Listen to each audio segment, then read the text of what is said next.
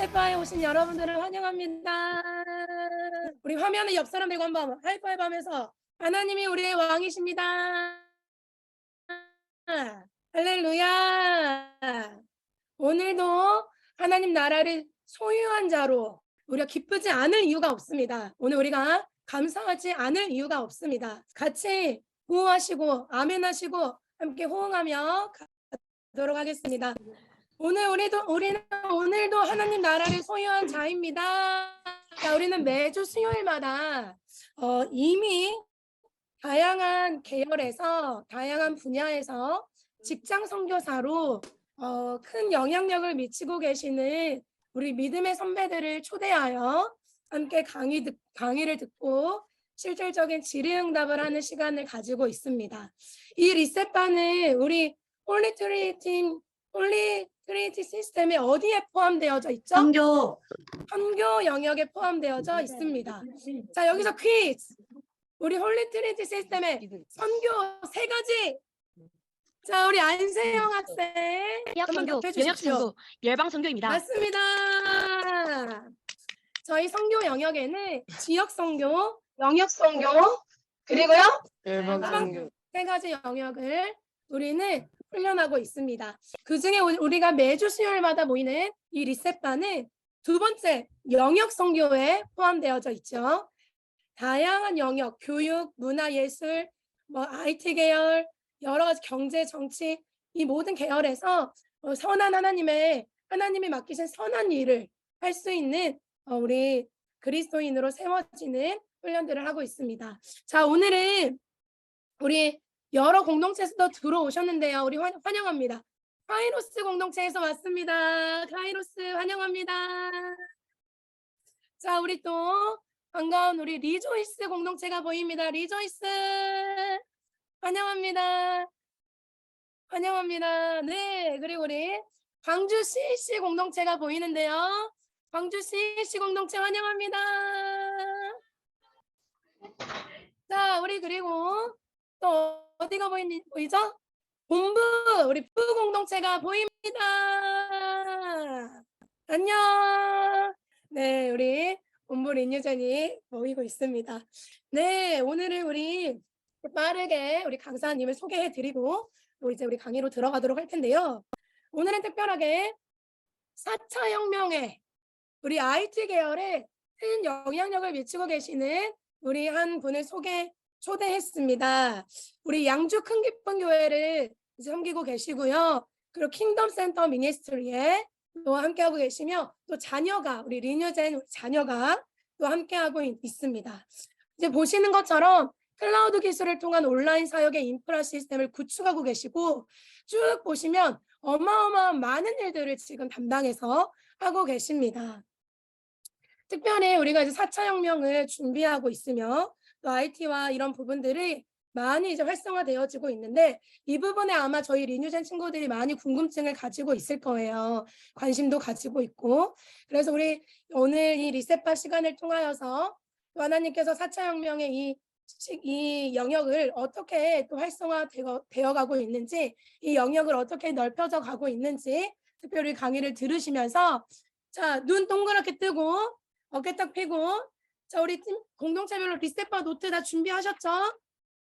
리셋바 노트 다 준비하셔서 강의를 들으시면서 궁금한 부분들을 쭉 정리하셔서 마지막에 질의응답 시간이 있습니다.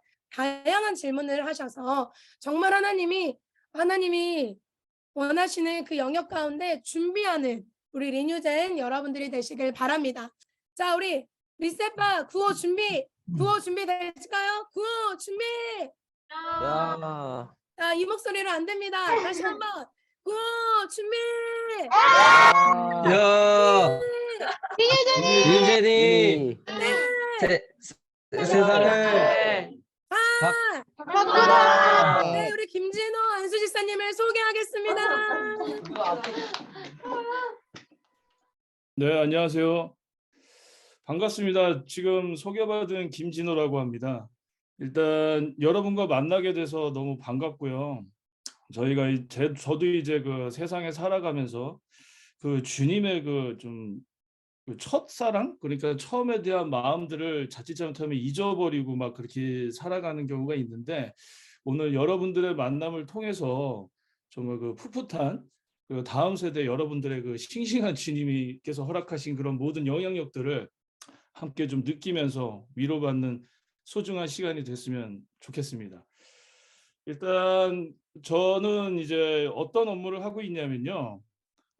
전반적인 IT가 이제 구성이 될 때, 기초부터 이제 컨설팅이라든가 인프라라든가 그 외에 이제 애플리케이션 개발 같은 것들, 그리고 그게 끝나고 나서 그 매니지먼트하는 그 운영 쪽이 있잖아요. 예를 들면은 이게 만들고 나서 끝이 아니라 만들고 나서 관리를 잘 해주고 또 더 진보되어 있는 기술들을 썼을 때 더 효율적으로 효과적으로 이제 그 시스템을 쓸 수 있기 때문에 어떻게 보면은 뭐 어떤 솔루션이나 시스템이 올라갈 때 A부터 Z까지 그냥 다 총괄해서 진행을 하는 그런 과정의 업무를 보고 있다라고 이해를 하시면 돼요. 근데 잠깐 좀 그 이제 처음 접하는 얘기다 보니까 여러분하고 저하고 이제 좀 간극을 줄이는 그러면 소개 시간을 좀 갖고 조금 있다가 나중에 그 자료를 보여드리면서 말씀을 드리는 게 아마 접근성에도 좋을 것 같아요.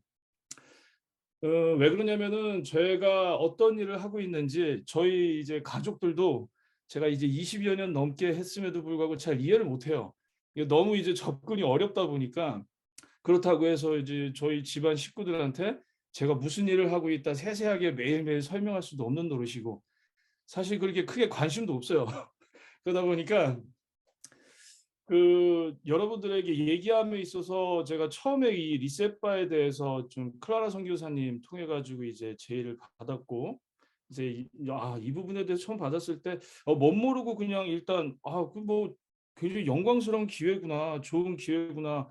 그 다음 세대 여러분들에게 뭔가를 좀 제가 이제 가지고 있는 참 보잘것없을 수도 있지만 그런 것들을 공유할 수 있는 소중한 시간이 될 수 있겠다라는 생각을 했는데 이게 시간이 다가올수록 묘한 부담감이 생기더라고요, 저한테. 왜 그러냐면 아까 처음에 얘기했던 것처럼 어떻게 얘기를 해야 될까? 어떻게 표현을 해야 될까? 자칫 잘못하면 그냥 저 혼자서 얘기 다 해버리고 뒤에 이게 무슨 얘기와 무슨 시간이 지나간 거지? 막 이렇게 느끼실 수도 있을 것 같아가지고 많은 그런 좀 걱정이 됐어요. 근데 뭐 이 모든 것들도 주님께 기도하고 내려놓고 기름 부으신 가운데 좀 가보고자 합니다. 일단 제가 이 업무를 하게 된 거는 최초에 그 개발자부터 시작을 했어요. 근데 제가 전공이 토목공학을 전공했어요, 대학교에서. 그 실은 저 IT하고는 별로 그렇게 크게 상관없는 전공이죠. 건설이나 건축 쪽으로 갔어야 되는데 그 저희 그 전공 과목 중에 유체역학이라는 과목이 있어요.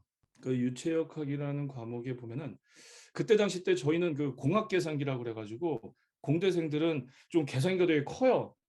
그 큰 계산기를 들고 다니면서 막 계산을 해가지고 왜냐면 그때는 지금처럼 뭐 이렇게 컴퓨터 인프라라든가 온라인 환경이 이렇게 썩 좋지는 못했어요. 그렇다고 뭐 옛날처럼 인터넷이 안 되고 그런 시절은 아니었는데 지금 뭐 구글링 하면은 모든 정보가 다 들어오잖아요. 근데 그때는 그렇게까지 정보 공유의 장이 지금과 같지는 않았어요. 되게 좀 폐쇄적이었고 접근하기에도 접근성이 좀 많이 떨어지는 시기였어요. 그게 이제 90년대 초반에서 중반 정도 되겠죠. 근데 이제 공학 계산기를 두드리면서 그렇게 공부를 하다가 유체역학 시간에 자바 랭귀지로 프로그래밍하는 과정이 하나 있었어요.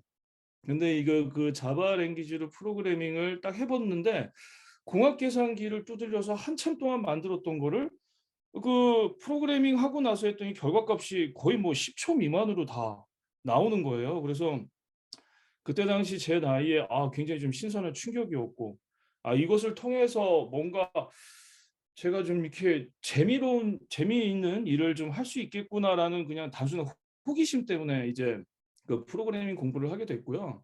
그걸 통해서 이제 교육 콘텐츠 관련된 거를 이제 개발하는 개발업체에서 개발자 생활을 했어요.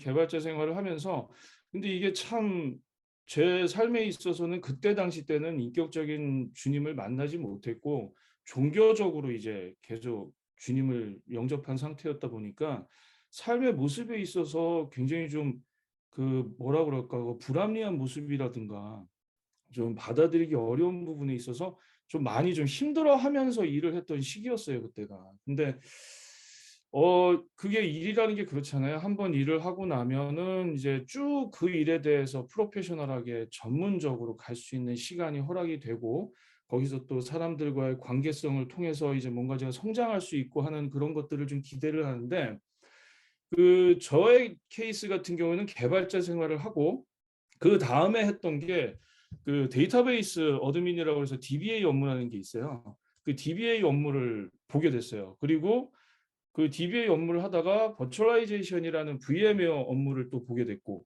그걸 통해서 이제 현재 클라우드까지 오게 됐는데 이 일련의 과정에서 제가 옮겨갈 때마다 저는 굉장히 좀 '왜 이렇게 나는 왔다 갔다 하는 걸까?'라는 그런 불만이 좀 있었어요. 근데 이제 그게 원래는 이제 그 주님께서 계획하시는 그런 모습들을 그 당시에 저희 당사자들은 잘 모르잖아요. 그게 이제 우리의 삶에 있어서 고난의 모습이 될 수도 있는 거고 개인적으로. 그리고 납득하기 어려운 주님의 그런 행보 속에서 우리가 참 '아 왜 이렇게 하실까?' 그런 이해를 직접 주님께 기도함으로 여쭤보고 막 그런 과정을 겪는 건데 그때 당시 때만 해도 제가 그런 성숙된 믿음에 대한 모습이 없다 보니까 많은 부담과 힘든 가운데 계속 이직과 업무적으로 변화되는 그런 모습들을 가져갔단 말이죠. 근데 결론적으로 지금의 이 모습에서 되돌아보면 왜 그렇게 하셨는지가 이해가 되는 거예요.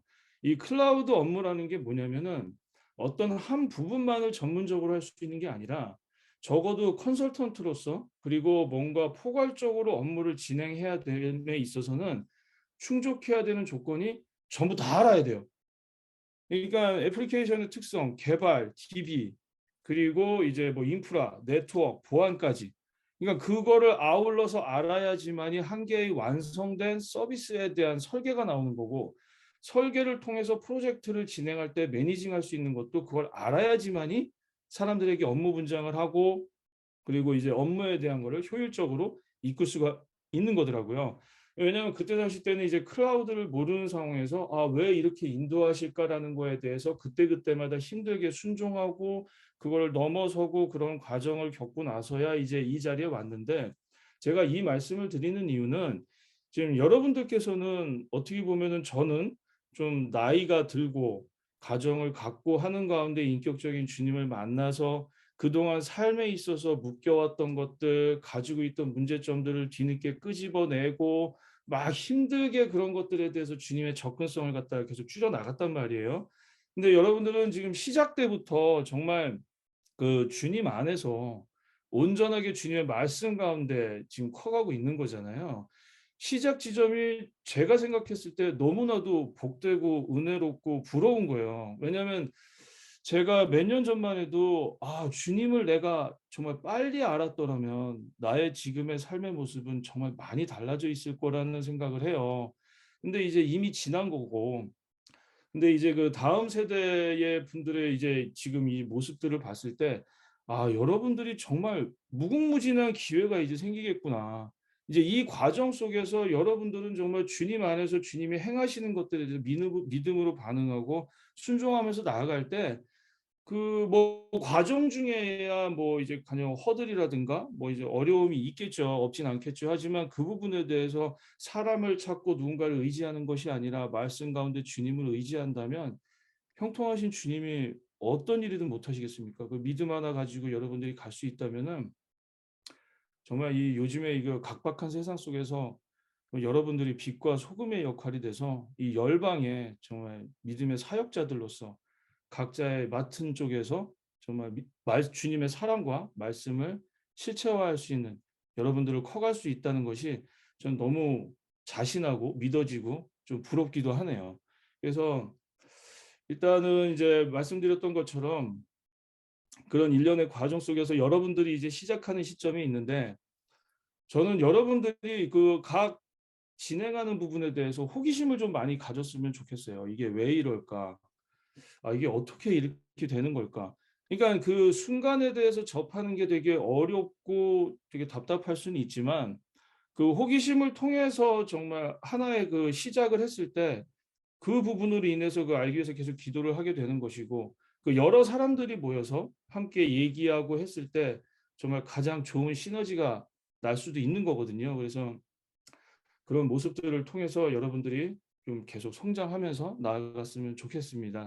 그 자료를 혹시 리뷰하셨는지는 모르겠는데, 이 자료 자체가 내용을 이렇게 보시면은 처음에 '아 이게 무슨 소리지?'라는 것들이 좀 많을 거예요. 제가 한번 여쭤봤는데 그 연령대가 10 대에서 10대 후반 그렇게 분포가 돼 있다고 들었어요. 그리고 이제 IT에 대해서 접하신 그게 없다 보니까 최대한 이 자료 기반으로 해서 제가 좀 구체적으로 쉽게 풀어서 설명을 좀 해 드리면서 얘기를 좀 하겠습니다. 네. 자, 일단은 클라우드란 무엇인가?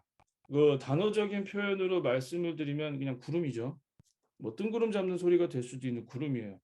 이게 무슨 뜻이냐면은 예전에 이제 뒤에서도 설명을 하겠지만 어떤 시스템이 들어갈 때 그게 뭐 여러분들 쓰는 카카오톡이라든가 좀 많이 쓰시죠. 뭐 홈페이지도 들어가고 뭐 많이 하시잖아요. 그게 들어갔을 때 그 구성이 기반적으로 깔려 있어야 되는 것들이 있어요. 그게 뭐 서버라든가 스토리지라든가 뭐 네트워크 장비라든가 그 위에 얹어져 있는 OS 그리고 이제 애플리케이션 개발된 것들 뭐 그런 것들이 총체적으로 이제 정리가 돼서 여러분들이 이제 딱 접속을 하면 이제 그게 보여지는 결과물인데 이제 그 부분에 대해서 그거를 구축을 하려면은 다 깔아 놓고 막 관리를 하고 가지고 있어야 되는데 이런 것들이 기업 입장에서 봤을 땐 다 돈이에요. 이게 돈이 다 나간단 말이에요. 그럼 기업은 어떻게 하겠어요? 적은 돈으로 가장 효율적인 것을 운용하고 싶겠죠. 왜냐하면은 이 부분에 대해서 모든 시스템이 돈이 되는 그런 그러니까 매출로 이어지는 그런 시스템들이 아니에요. 매출로 안 이루어지는 시스템들도 많아요. 근데 그거를 위해서 너무 많은 것들을 갖고 있으면 비용적인 부분에서 너무 손해를 보니까 이 부분에 대해서 클라우드라는 어떤 그걸 장비에 대해서 실체화되어 있는 물리적인 그 보이는 것이 아니라 무형에 대한 그 서비스를 할 수 있는 구성을 만든 게 이제 그 클라우드예요. 왜냐면은 지금 글로벌하게 그리고 이제 뭐 우리나라에서도 인터넷 환경이 되게 좋아졌잖아요. 엔가는 거는. 근데 제가 보기에는 이제 우리나라가 제일 좋긴 한데 그 인터넷 기반으로 했을 때 어디서든 다 접근이 가능한 그런 시스템이에요. 그래서 이름을 클라우드로 진 것은 하늘에 떠 있는 구름과 같이 어느 누구든지 다 그것을 바라보면서 접근할 수 있다라는 뜻으로 이제 클라우드라는 네이밍을 붙여서 표현을 하고 있는 겁니다. 자, 그러면 이 클라우드를 구축을 할때 온프레미스라는 게 있거든요. 그 클라우드하고 온프레미스의 차이는 아까 말씀드렸던 것처럼 저 다음 장으로 넘기면 자, 여기 보이시죠? 지금 좀 전에 얘기했던 그 뭐 서버가 있고 스토리지가 있고 네트워크 있고 보안 장비가 있고 말씀드렸잖아요. 그 환경을 온프레미스라고 표현을 해요. 그거는 서비스 제공자가 직접 IT 자원을 관리해야 돼요. 그게 무슨 얘기냐면은 어떤 회사에서 예를 들어서 카카오톡 말씀드릴게요. 카카오톡 메시지 잘 쓰시죠? 카카오톡 시스템을 갖다 만들어 놓으면 그 오른쪽에 보시면 이 사진에 뭐 무슨 뭐 전기 가솔 뭐 이렇게 다 있잖아요. 이게 IDC 센터라는 데거든요. 그 안에 이 장비들이 다 들어가 있는 거예요. 그 작년에 그 카카오톡 쪽 그 문자 장애 난 거 아시죠? 그때 그 IM 선교센터는 카카오톡으로 다 중심으로 움직였는데 그때 안 되셨을 것 같은데 그 불 난 게 오른쪽에 사진에 보시는 이런 데서 불이 난 거예요. 그럼 이런 데서 불이 나면은 위에서 스프링클러 나오면서 불이 꺼지긴 하는데 이 장비들이 물이 닿으면 다 고장이 나요. 그래서 이제 그때 카카오톡 서비스가 불이 나면서 이 장비들이 다 파손된 거예요. 그러면 이제 그것 때문에 이 장비를 사서 끼워 넣고 해 가지고 복구를 했을 때 시간이 많이 걸릴 수밖에 없겠죠. 왜냐면 이 장비를 더 갖고 와야 되고 딜리버리하고 뭐 끼워 넣고 장비 OS 설치하고 막 그래야 되니까. 그래서 이제 그런 것들에 대한 그 기반 시스템을 만들어 놓은 게 온프레미스고요. 그리고 이제 그 맨 왼쪽에 사진에 보시면 여기 서버 요 델이라고 써 있는 게 이게 서버예요. 요 서버에 그 여러분들이 쓰는 애플리케이션 개발하는 거 있잖아요. 개발 소스들이라든가 뭐 OS라든가 그런 게 설치되는 게 맨 왼쪽에 있는 거고 그 밑에 있는 게 스토리지라는 장비예요. 스토리지는 데이터가 저장이 되는 거예요. 여러분들 뭐 문서, 사진, 음악 파일, 동영상 파일 이런 것들이 다 여기에 적재가 돼요. 그래서 이제 이 스토리지랑 물리고 이 오른쪽 위에 있는 거 구멍 많이 뚫린 거 있죠? 한 대 있는 거. 이게 네트워크 장비예요. 이게 뭐냐면은 그 시스템에서 네트워크는 무슨 역할을 하냐면 핏줄과 같은 역할을 해요. 사람 몸이 핏줄과 신경이 연결돼야지만이 뭔가가 이제 움직이고 하잖아요. 그것과 똑같은 거예요. 서버랑 스토리지만 넣었다고 해서 이게 뭐 운용이 되는 게 아니에요. 네트워크 장비를 통해서 얘가 바라보게 만들어주고 얘가 이런 걸 땡겨주게 만들어주는 그런 역할론을 해야 되는 게 이제 네트워크예요. 그럼 이 오른쪽 하단에 보이는 게 뭐냐? 여러 대 막 쌓여 있죠. 빨간색으로. 이게 생긴 게 다 이렇게 생기진 않았어요. 다 다르게 생겼는데 요거에 대한 컨셉만 좀 보시면 돼요. 이건 보안 장비예요. 보안 장비가 왜 필요하냐면 예를 들어서 IM 선교센터 내의 홈페이지를 만들었다 칠게요. 그러면 IM 선교센터 내의 홈페이지는 IM 선교센터에 들어가 있는 회원들만 들어와야 되잖아요. 그리고 거기에 있는 소중한 데이터와 컨텐츠 그리고 무슨 정보라든가 그런 것들은 모르는 불특정 다수가 들어와서 다 보고 빼가면 안 되잖아요. 이제 그런 것들을 막고 허용된 사람만 들어오게 만들어주는 세팅을 해주는 장비가 오른쪽 하단에 있는 보안 장비예요. 이런 것들이 총망라돼서 들어간 장소가 오른쪽에 있는 사진 IDC 센터라는 데 들어가 있는 거예요. 여러분들 딱 보시기에도 저거 관리 운영하는데 돈 많이 들어갈 것 같죠. 진짜 많이 들어가요, 저기가. 그러니까 저런 것들을 아까 말씀드렸던 클라우드화해서 올렸을 때 이 밑에 있는 사진에 대한 모든 것들이 다 없어지는 거예요. 자, 그럼 여기서 하나 말씀드리고 싶은 게 클라우드로 하면은 밑에 있는 장비를 안 써도 되냐? 써야 되죠. 써야 되는데 관점의 차이가 있는 거예요. 여러분 혹시 그 마이크로소프트의 애저라든가 그리고 구글 아시죠? 마이크로소프트하고 구글 그리고 아마존 아시죠? 아마존. 그 저기 아마존이 그 왜 온라인 쇼핑몰 하는 큰 회사. 그 3개 회사가 자기네들이 이제 클라우드 서비스라고 해가지고 CSP 그러니까 클라우드 서비스 플랫폼을 만들어서 제공을 해요. 그래서 구글은 구글 플랫폼을 만들었고요. 구글 클라우드 플랫폼을 그리고 마이크로소프트는 애저라는 걸 만들었고요. 아마존은 AWS라는 걸 만들었어요. 이 중에서 제가 주력으로 하는 게 AWS예요. 이제 그러면은 이 밑에 있는 모든 장비들은 관리는 어디서 하느냐? 구글, 마이크로소프트 그리고 AWS에서만 해줘요. 그러니까 우리 회사 입장에서 그리고 각 기업 입장에서는 이 밑에 사진에 보이는 것처럼 이런 장비들을 관리하지 않아도 돼요. 그러면 이제 이 장비를 관리하지 않아도 되기 때문에 우리는 클라우드에 접속해서 필요한 만큼의 서버, 스토리지, 네트워크 그리고 보안에 대한 것들을 구성해서 쓸 수 있는 건데 그 비용을 어떻게 내냐면은 월 사용한 만큼만 비용을 내는 구성으로 가고 있어요. 그게 이제 클라우드 서비스로 이제 저희가 이제 얘기를 하는 건데 이게 아마 좀 지금은 당장에는 좀 접근하기가 어려운데 다시 한번 좀 설명을 드릴게요. 네. 자, 클라우드 인프라 말씀을 드리면 일단 전통적인 인프라라고 아까 말씀드렸던 게 서버 기반하고 그리고 저기 스토리지나 네트워크 기반으로 구성된 거라고 말씀을 드렸잖아요. 이제 그런 것들에 대해서 이제는 클라우드로 전환하는 그런 움직임들이 있어요. 근데 이제 그 클라우드로 전환을 할 때 어떻게 하냐면은 클라우드 구성 자체도 서버, 스토리지, 네트워크, 보안 고스란히 다 구성이 돼요.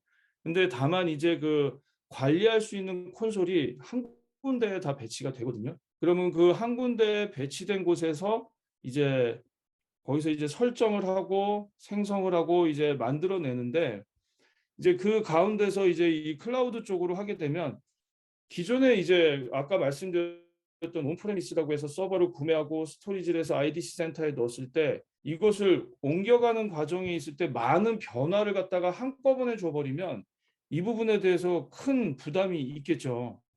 그렇기 때문에 최소한의 변화를 통해서 영향을 적게 하고 그 부분에 대해서 이제 클라우드로 전환을 시키는 걸로 저희는 컨설팅을 해요. 대부분.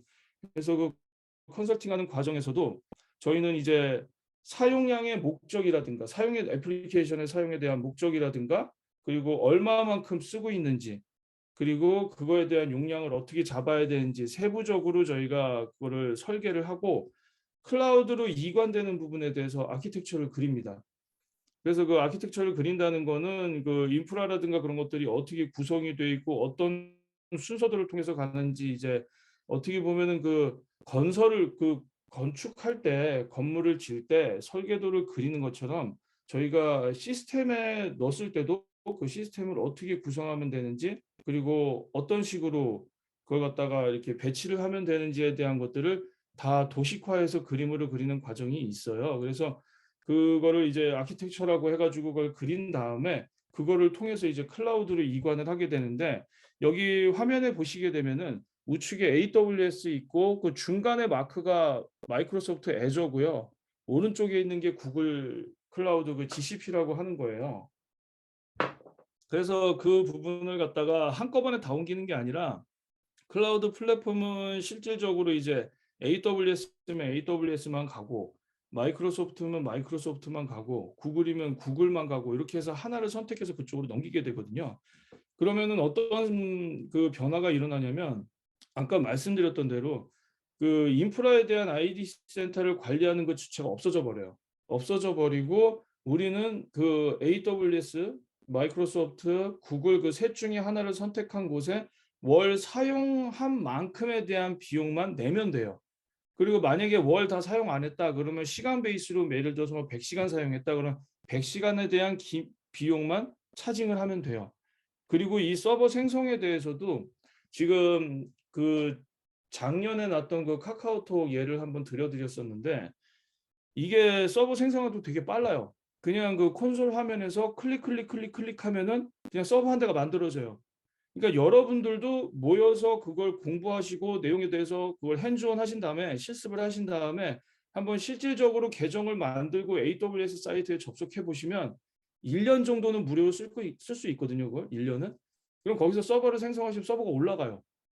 그러면 거기다가 무슨 홈페이지 뭐 HTML 코드 잠깐 넣어놓고 그거 통해 가지고 사이트 띄우면 떠요. 진짜로 떠요. 그러니까 그런 과정에 대해서 굉장히 간단하게 접근할 수 있기 때문에 실질적으로 굉장히 유연성이 있고 민첩성이 있고 빠르게 대응할 수 있는 신속성이 허락이 되는 거예요. 예를 들어서 작년에 그 카카오톡 장애가 났을 때 그게 이제 뭐 카카오톡 같은 경우에는 너무 데이터량이 많으니까 클라우드로 하기에는 좀 버거운 부분도 있을 수도 있는데 사실 실질적으로 클라우드 기반으로 다른 애플리케이션이 만들어진 부분이 있다고 가정을 할게요. 그 가운데 장애가 났어요. 장애가 나서 뭔가가 문제가 생겼다거나 아니면은 그 뭐 이벤트를 해서 사용자가 급증을 했어요, 사용자가. 그럼 이제 기존에 대한 사양으로는 버겁기 때문에 시스템이 느려지거나 시스템이 다운이 되는 현상이 발생을 하죠. 그러면 만약에 그거를 아까 말씀드렸던 온프레미스, 즉 IDC 센터에 있는 서버로서 증설을 해서 뭔가를 개비하려고 하면 서버를 사와야 되고 그 사오는 기간 동안 오는 기간 동안 기다려야 되고 또 그 구성하는 시간 동안 걸려요. 그게 아마 어마어마한 시간이 걸릴 거예요. 근데 이제 클라우드로 하게 되면 정말 1시간 내에 길면 1시간 내에 빠르면 30분 내에 서비스를 증설해서 정상화시킬 수 있는 방법이 있는 거예요. 그만큼 접근성이 좋고 민첩성이 좋은 거예요. 그렇기 때문에 지금 현재 글로벌하게 그리고 국내 모든 기업들이 클라우드를 고민하고 고려하고 전환하려고 하는 움직임들이 그런 거죠. 왜냐하면 고정적으로 발생하는 인건비 부분은 계속 상승을 하고 있어요. 왜냐하면 물가가 올라가죠. 그 물가가 올라가면 인건비가 올라가죠. 근데 그 인건비가 올라간다는 거는 기업의 입장에서 봤을 때도 굉장히 많은 지출 부분에 대해서 부담이 가는 항목이에요. 그렇다 보면은 인건비에 대해서 무작정 사람을 정리하고 그걸 갖다가 간소화해서 갈 수가 없잖아요. 그렇기 때문에 가장 효율적으로 운용할 수 있는 부분이 무엇인가를 고민할 수밖에 없는 게 지금의 현실이에요. 이 부분은 아마 시간이 가면 갈수록 더 많게 좀 막 더 드러나게 좀 적용이 될 거라고 봐요, 저는. 왜냐하면 사람에 대한 인구수는 이제 뭐 다 폭발적으로 이제 다 늘어났는데 그 사람들이 다 먹여 살리려면 또 그것도 문제니까 그냥 시스템적으로 했을 때 만들 때마다 그거를 사람들로 비례해 가지고 계속 늘어나는 거는 효과적인 시스템의 운영의 방법이 아니거든요. 그러면 가장 효율적으로 생산성에 대한 향상을 가져갈 수 있는 그런 뭐 이제 인프라에 대한 프로세스 체계를 갖다 고민하게 되는데, 거기서 선결돼야 되는 것들이 무조건 이제 클라우드로 다 가는 것들을 고려해야 되는 환경이 되게 된 거예요. 그렇기 때문에 이 클라우드로 전환되는 부분에 대해서는 아까 잠깐 말씀드렸던 것처럼 그 많은 부분을 알아야 된다고 하는 것이, 지금 뭐 이제 서버별로 나눠져 있는 부분이라고 그러면은 기술적으로 봤을 때 서버 엔지니어가 따로 있으면 되잖아요. 그리고 스토리지 엔지니어 따로 있으면 되고, 그리고 네트워크 엔지니어 따로 있으면 되고, 보안 엔지니어가 따로 있으면 되고, 다 개별로 분포가 돼서 일하는 시간에 그 IDC 장소에서 모여서 일을 하면 되는데, 이 클라우드로 가게 되면 하나의 콘솔 화면에서 본인이 혼자 봐야 된단 말이에요. 그 여기서 서버 생성을 했을 때도 아까 말씀드렸던 클릭하면 된다고 그랬잖아요. 클릭하면 되는 건데, 이걸 갖다가 서버 엔지니어라고 다른 사람이 클릭 한 번 하고 네트워크 엔지니어가 와서 또 클릭 몇 번 하고, 이거는 굉장히 비효율적이죠. 그렇기 때문에 모든 클라우드 엔지니어에 대한 이름은 솔루션 아키텍처라는 SA라는 이름이 붙어요. 그게 뭐냐면은 전반적으로 다 아키텍처를 그리고 그 부분에 대해서 이걸 다 세팅을 할 줄 알아야 된다는 거예요. 그러면 이제 서버를 하나 생성을 하고 네트워크를 생성하고 하는 그런 것들이 콘솔 화면에서 다 이루어지기 때문에 그 개념을 모르고서는 그 다음 넥스트로 진행이 안 돼요. 그러니까 포괄적인 학습과 많은 부분에 대한 그런 접근성이 좋아야 되는데, 그러려면 한 명이 다 해야 되는 게 아니라 팀을 이뤄서 그 내에서 소통을 하고 얘기를 해서 움직이는 그 유기적인 움직임이 필요해요. 예전에는 그 슈퍼맨이라고 그래가지고 뭐 좀 그 직장 내에서도 혼자 잘하는 사람이 뭔가 주도적으로 끌고 나가는 그런 그림들이 많이 그려졌어요. 그래서 뭔가 원맨 파워라고 해가지고 혼자서 모든 것들을 끌고 나가고 하는 것들이 되게 좀 있었는데, 요즘 기업 문화는 그렇지가 않아요. 얼마만큼 조화롭게 팀을 이루고 그 팀을 리딩해서 좋은 결과물을 내느냐에 따라서 달라지거든요. 그게 왜 그러냐면, 지금 말씀드렸던 것처럼 클라우드를 다 안다? 저 같은 경우에는 주님의 인도하신 가운데 이런 것들을 경험해 봤기 때문에 이제 이렇게 된 건데, 제가 봤을 때는 대다수의 사람들이 그렇게 알 수 있는 사람은 없어요. 왜냐하면 개발을 했던 분들은 계속 개발만 했고, 그리고 이제 뭐 인프라만 했던 분들은 계속 인프라만 했던 분들이 지금 걔네 주 종이기 때문에, 그분들이 모여서 하나의 팀이 되고 팀워크를 이루었을 때 뭔가 좀 효과적인 효율적인 시너지가 나는 구성이 나오거든요.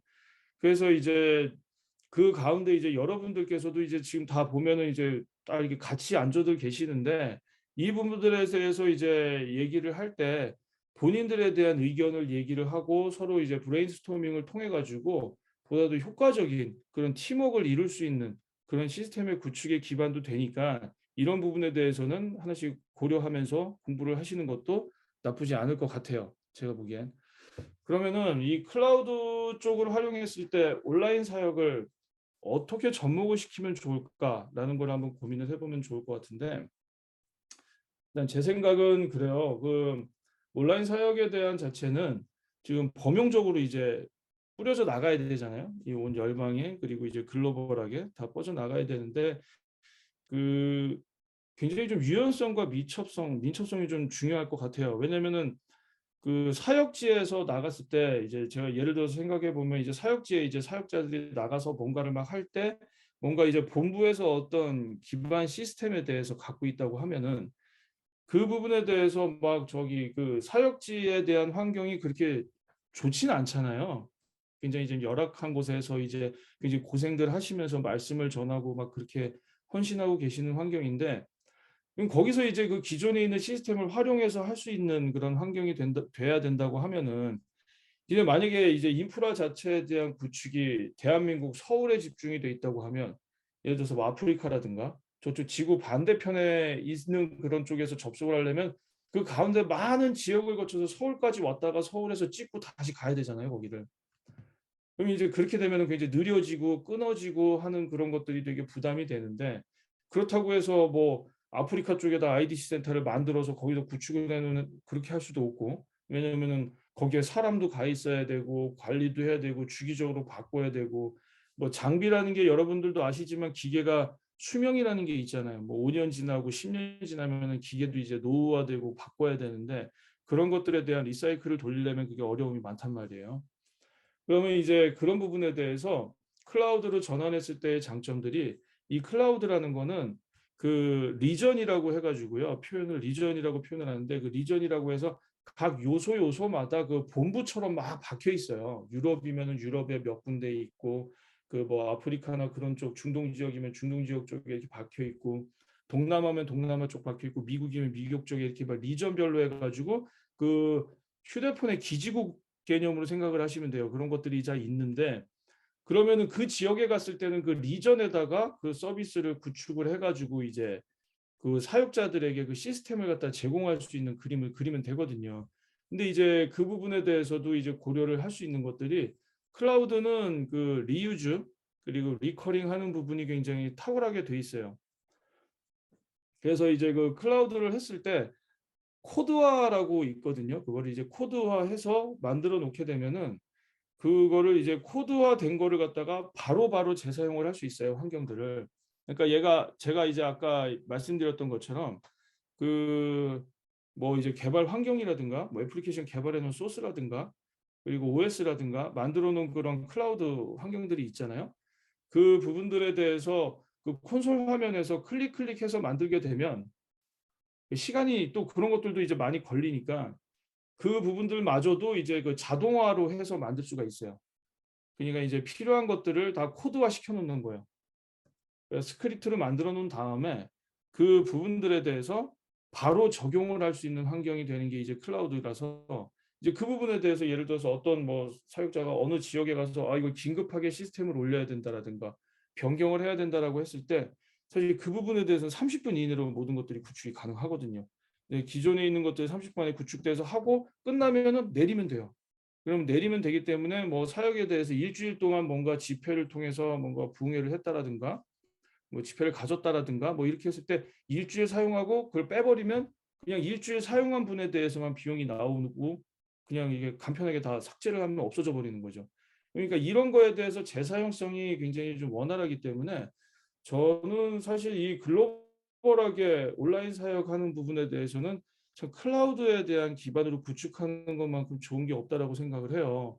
왜냐하면 유연성도 굉장히 좋고, 저는 이제 그 IM 선교센터의 이제 다음 세대 모든 분들이 그 IM 선교센터만이 가지고 있는 그런 기반 인프라라든가 시스템을 개발하는 것들도 한번 고려를 해보셨으면 좋겠거든요. 그래서 지금 어떻게 보면은 뭐 유튜브라든가 그런 기존에 깔려 있는 솔루션들을 활용을 하고 있는데, 좀 독립적으로 뭔가 좀 색깔을 가지고서 이런 시스템을 만든다고 예를 들었을 때, 좀 클라우드를 활용하게 되면 여러분들에 대해서 좀 스킬셋도 되고, 그리고 그 부분에 대해서도 이제 범용적으로 이제 글로벌하게 쓰는 부분에 대해서도 굉장히 유연적으로 좀 접근을 할 수 있지 않을까라고 생각이 좀 들어집니다. 그래서 이번에 좀 말씀을 드릴 것은, 아까 말씀드렸던 이제 관리 자동화 방안에 대해서 좀 이제 설명을 한번 좀 드려볼게요. 그 아까 말씀드렸던 것 중에 그 코드 자동화 한다고 말씀을 드린 게 있잖아요. 그게 뭐냐면은 그 클라우드라는 거는 이제 콘솔상에서 서버를 생성을 하고 뭔가를 이제 만들어 갈 때 그거를 이제 코드화 시켜서 만들 수가 있어요. 그러니까 여러분 코딩 혹시 해보셨는지는 모르겠는데 그거하고 되게 유사한 거예요. 이제 뭐 어떤 서버를 갖다가, 이게 내용은 이렇게 돼 있어요. 그 코드의 내용은 어떤 서버를 어떤 리전에 어떤 네트워크 구간에 어떤 사양으로, 그러니까 뭐 여러분들 컴퓨터 보면은 뭐 2CPU에 메모리 뭐 32기가 막 이러잖아요. 서버도 동일해요. 뭐 그렇게 해서 뭐 하드 용량이라고 표현할게요. 쉽게 하드 용량을 갖다가 뭐 1테라로 잡는다라고 이제 다 거기다가 이제 코드화를 해놓고 딱 엔터를 치면 그거 그대로 만들어져요. 오래 걸리지도 않아요. 1분 이내에 만들어져요. 그럼 이제 그걸 만들어지는 거를 갖다가 코드를 여러분들이 그 표본으로 해가지고 다 갖고 있는 거예요. 예를 들면 뭐 성교 1센터에 대한 서버는 이게 좋고 뭐 2센터는 이게 좋고 3센터는 이 템플릿이 좋다 해가지고 표본에 대한 코드를 다 만들어 놓고, 뭐 어떤 시스템에는 이 코드를 써야 되고 뭐 이런 코드를 써야 되고를 다 정형화해 놓고 관리한 상태에서, 여러분들이 예를 들어서 그거를 재사용해야 된다라고 하면은 그 코드를 그냥 엔터를 치시면 그냥 바로 다 올라가는 거예요. 그러면 그 코드에 대해서 이제 생성해 놨을 때 서버만 올라가는 것이 아니라 거기에 이제 여러분들이 개발하신 소스 같은 것도 있을 거 아니에요. 그 좀 더 많은 것들을 말씀드리고 싶은데 좀 제가 좀 설명을 좀 쉽게 하려다 보니까 약간 좀 저도 좀 용이하지가 않은데, 일단 그 소스 같은 것들도 이제 거기에 맞물려서 올라가게 할 수가 있어요. 그러니까 여러분들 그 개발 IT 쪽으로 이제 몇 번 제가 그 예전에 리뉴전 하셨던 걸 들어보니까 뭐 앱시트라는 것도 들어보셨더라고요. 이제 그런 거에서 이제 뭐 코드 같은 것들 이제 짜시는 것들, 개발하는 것들, 뭐 앱도 있고 애플리케이션 다 많겠죠. 그런 것들도 이제 다 소스를 어딘가에다 다 올려놔야 될 거 아니에요, 서버에. 그러면 이제 그 부분에 대해서 하나의 그 통으로 코드화를 시켜 놓으면 이게 고스란히 다 딴 데도 활용을 할 수 있다는 거예요, 재활용을. 그래서 저기 이제 여기 써 있는 것처럼 사용자가 개발자가 직접 이제 인프라 모듈 라이브러리 사용해서 시의적절하게 프로비저닝 할 수 있도록 지원한다. 이 뜻이 뭐냐면 제가 지금 말씀드린 이 얘기예요. 그러니까 이제 개발자가 예전에는 나는 개발만 해야 되니까는 뭐 OS라든가 뭐 인프라 네트워크 몰라도 돼. 예전에는 그랬는데 이젠 알아야 돼요, 그런 것들. 그러니까 아까 말씀드렸던 것처럼 나는 요것만 할 거야가 아니라 요거를 하게 되면 더 나아가서 이것도 보고 저것도 보고 다 같이 공유할 수 있는. 그러니까 예를 들어서 여러분들 팀워크로 해서 공유를 하려면 아무것도 모르고 나는 개발자고 저 사람은 네트워크이고 여기는 보안인데 공유할 거 없잖아요. 다 자기 관점에서 자기 얘기만 하잖아요.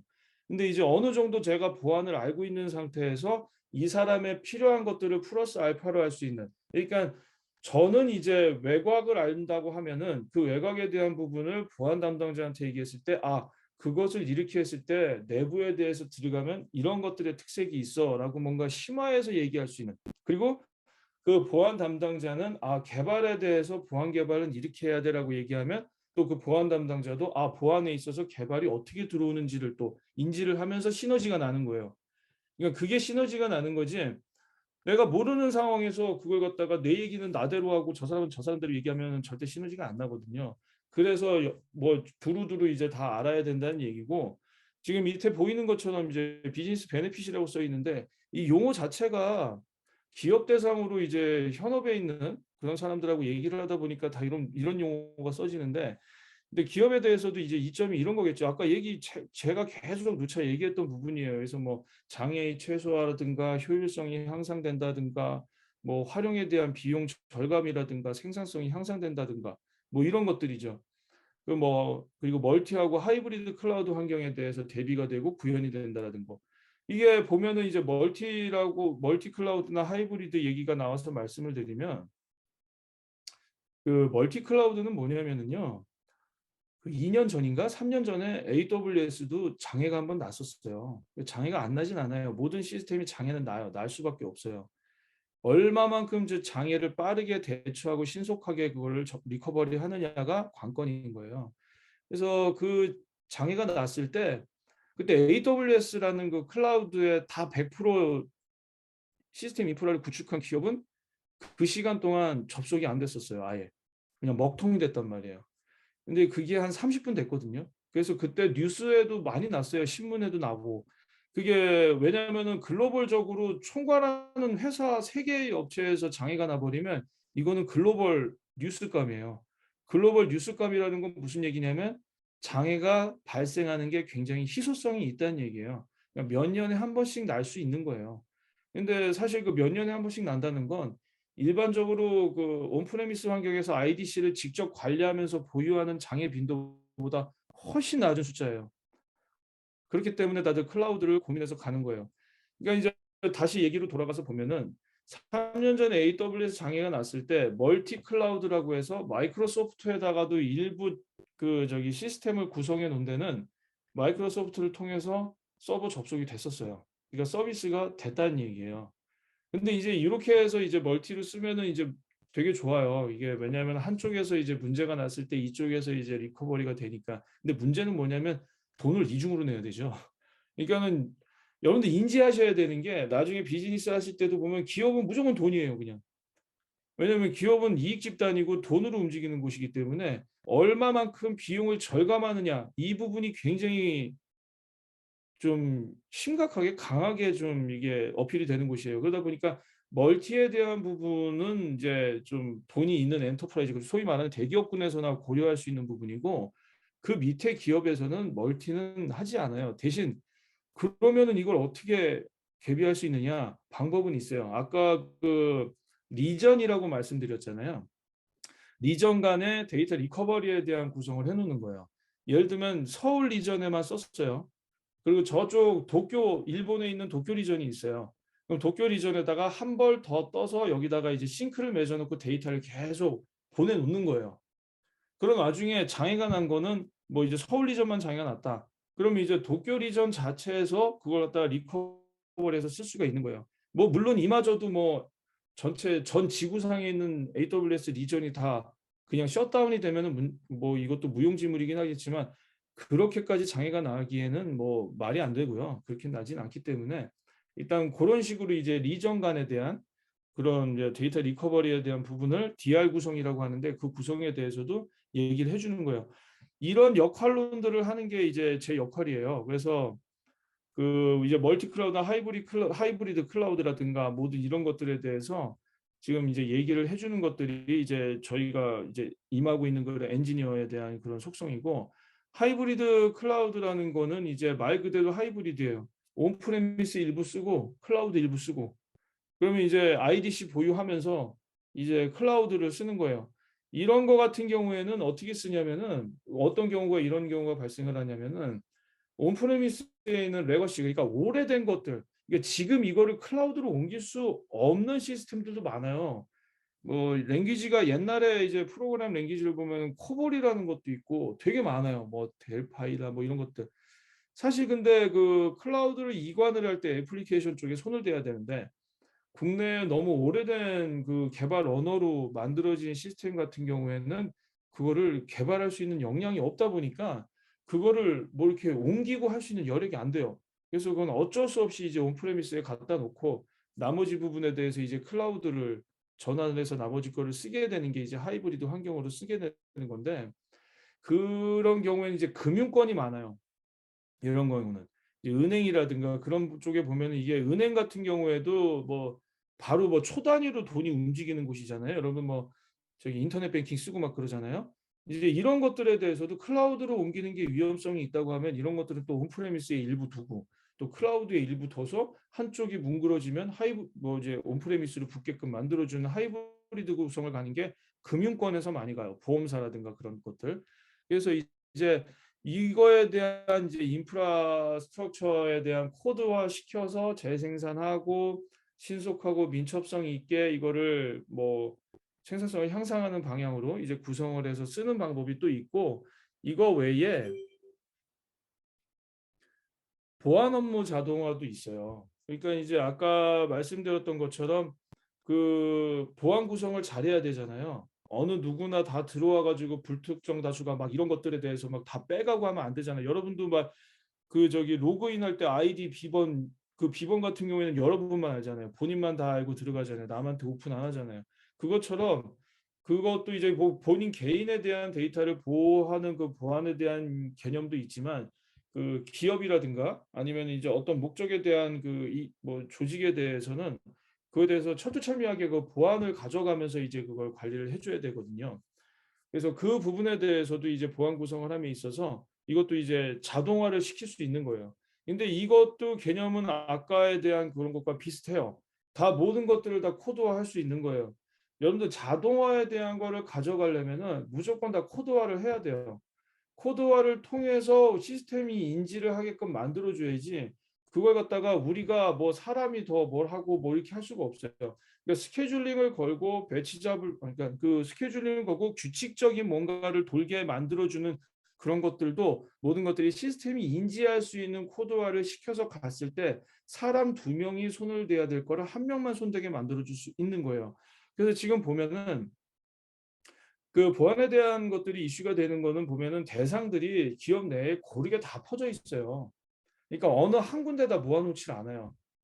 이게 되게 웃긴 패턴이 뭐냐면은, 되게 재밌는 패턴이 뭐냐면은 기업들의 순환이 되는 그 패턴이 통합, 분리, 통합, 분리, 통합, 분리 이걸 계속 반복해서 해요. 이게 왜 그러냐면은 통합을 했는데 이게 잘못돼서 분리를 하는 게 아니라 통합을 다 해놨는데 통합을 해놓은 상태에서 기업은 계속 성장을 하잖아요. 그러면 그 부분에 대해서 또 사업이 애드가 되고 그 추가되는 사업이 붙고 하게 되면은 그 통합된 거 외에 하나씩 가지치기가 붙어요. 그럼 이걸 갖다가 여기다 통합을 그냥 시킬 수가 없어요. 왜냐면 기존의 통합에 대한 루틴이 깨져버리니까. 그럼 이걸 업무별로 다시 다 쪼개놔요 또. 그러면 그 분리하는 작업을 다 해놔요. 그러면 사업 분리를 다 해놓고 다시 통합을 해요 또 나중에. 그러니까 이 과정에서 분리와 통합이 이제 반복이 되는 과정에 그 지금 말씀드린 저기 여기 이제 글에 보이는 것처럼 클라우드나 애플리케이션 전반의 기밀 중앙 집중식으로 그리고 분리하는 식으로 저장하고 보호하는 이슈가 그때그때마다 계속 발생하는 거예요. 분리를 하게 되면은 통합된 걸 분리하게 되면은 통합된 데 들어갔던 그 보안 루틴을 분리한 걸로 다 쪼개야 되잖아요. 그 쪼개서 들어가는 것도 또 보안 구성을 해줘야 되고 나중에 또 합치게 되면은 그 분리했던 거를 또 합쳐야 되는 그런 보안 구성을 해야 되고 하는 부분인데 이거를 매 순간 때마다 사람이 하게 되면은 그것도 굉장히 인력의 낭비고 시간이 많이 든단 말이죠. 그렇기 때문에 그런 것들도 자동화를 해서 이제 구성을 하게 되는데 그 자동화돼서 구성하는 것도 그 아까 말씀드렸던 것처럼 다 코드화를 하는데 이 코드화하는 부분에 대해서 다 개발자의 손이 타야 돼요. 그래서 이제 그 개발 쪽에서도 개발팀이 자체적으로 그런 것들을 접하고 그리고 사고 대비에 대해서도 본인들이 인지한 상황에서 코드화하는 부분을 이제 지원을 하고 가게 되는 부분이에요. 자, 그러면 다음에 보시게 될 거는 네트워크 자동화 관리인데 이 네트워크도 이제 아까 말씀드렸던 것과 동일선상이에요. 이게 왜 네트워크와 인프라와 보안을 나눠서 말씀을 드리냐면은 그 단순하게 서버 베이스에 대한 서버를 생성하는 그 인프라에 대한 관점으로 본다고 하면은 자동화할 수 있는 영역은 그 서버에 대한 리소스, 그러니까 자원이죠. 서버가 사용하는 그 자원에 대한 내용만 가는 거고 그 OS, 그러니까 윈도우나 리눅스 같은 거 계열 있잖아요. CentOS라든가 그런 것들. 그런 것들을 좀 중점적으로 보는 거예요. 그리고 하드웨어, 하드 있잖아요. 하드, 그 HDD, 그 저장소. 그래서 그거에 대한 내용들 보는 것들이고 보안에 대한 관점은 아까 얘기했던 것처럼 보안 관리자가 보는 거는 접근성에 대한 관점을 보는 거거든요. 그러니까 이 접근성에 대한 관점을 보다 보니까 어쩔 수 없이 자동화에 대한 코드를 가져간다고 치더라도 이게 구성 부분에 대해서는 크게 세 가지로 나눌 수밖에는 없어요. 그래서 이제 이 자동화에 대한 얘기를 할 때 이제 요 네트워크까지 이제 오게 된 건데 네트워크에 대해서도 지금 여러분들 이렇게 보면은 클라우드로 됐을 때 그리고 장비로 갔을 때 실질적으로 IDC에 있다고 가정을 하면 여러분들이 엔지니어라고 가정을 할게요. 그럼 여러분들이 엔지니어가 돼가지고 어떤 KT IDC나 SK IDC나 뭐 LG U 플러스 그런 쪽 IDC를 갖다고 칠게요. 그 IDC는 되게 시끄러워요. 그 서버가 막 수백 대 수천 대가 돌리기 때문에 그 말소리가 잘 안 들려요. 그리고 소음이 굉장하고 거기가 되게 추워요. 왜냐하면 장비들이 열을 받으면 꺼지니까 그 22도 이하로 내리기 때문에 한겨울에 거기 들어가면은 더 추워요. 그러니까 이거 들어가기도 되게 힘들고 뭐 이제 검색대 통해 가지고 다 인증받고 들어가는데 거기 들어가면은 네트워크 그런 장비들이 다 눈으로 보이잖아요. 그럼 얘가 빨간불이 들어오지 않고 연두색 불이나 녹색 불이 들어오면 다 정상으로 인지를 하는데 자, 아까 말씀드렸던 것처럼 클라우드는 우리가 그 장비를 볼 수가 없어요. 그러면 저희 입장에서는 얘가 잘 가고 있는지 이게 뭐 헬스 체크가 정상으로 가고 있는지 그거를 확인할 길이 없잖아요. 왜냐하면은 AWS, 아마존이라든가 마이크로소프트라든가 그리고 구글은 자기네가 가지고 있는 IDC 센터가 어디 있는지조차 공유를 안 해줘요. 대회비예요. 왜냐면은 직접적으로 공격을 받거나 그거에 영향을 받으면 아까 말씀드렸던 것처럼 리전 자체의 서비스가 크게 문제가 생기기 때문에 그 사람들은 저조차도 그 아마존에 대한 그 물리적인 그 서버가 어디 서울에 어디 위치해 있는지 구체적으로 몰라요. 아무도 몰라요. 근데 이제 그 부분에 대해서 우리가 모르는 부분인데 갈 수가 없잖아요. 그래서 이 네트워크를 통해 가지고 헬스 체크라는 걸 돌려요. 그러니까 얘가 제대로 가고 있는지 안 돌아가고 있는지 그런 것들을 보면서 그 네트워크의 구성에 대해서도 그 자동화를 할 수가 있는 거예요. 예를 들어서 이 네트워크 관리에 대한 자동화라는 거는 말 그대로 구성상에 대한 자동화에 대한 입장보다는 여기 네이밍 돼 있는 것처럼 관리에 대한 자동화예요. 아까 저기 말씀드렸던 것처럼 네트워크는 우리 시스템에서 봤을 때 그 신경과 그 혈액이 통하는 그런 핏줄과 같다고 했잖아요. 그러니까 우리 사람들도 보면은 신경이 안 돌고 막 이렇게 피 안 통하면 뭐 여기 쥐난 것처럼 막 뻐근하고 여기가 막 이렇게 느낌이 없고 막 그러잖아요. 그때 이제 저희는 이제 이상이 있구나라는 걸 느끼잖아요. 이제 그 헬스 체크도 그것과 마찬가지예요. 저희가 끊임없이 값을 던져줘요. 너 살았어 죽었어 살았어 죽었어를 갖다 물어본단 말이에요. 근데 얘가 살았으면 나 살아 있어라고 응답을 주는데 살았니라고 물어봤는데 응답이 없어요. 그러니까 이 손도 보면은 야 움직여 그랬는데 안 움직이면은 문제가 있는 거잖아요. 그러니까 그러면 그때 이제 문제가 생긴 거예요.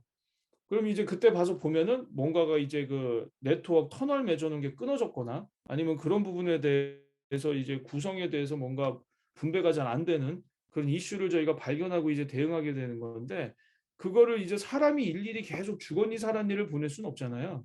그러니까 그걸 갖다가 보낼 수 있는 그런 값을 보내는 것도 자동화로 서로 알아보게끔 이 데이터를 보내고 받는 거를 이제 반복을 하게 되는 거거든요.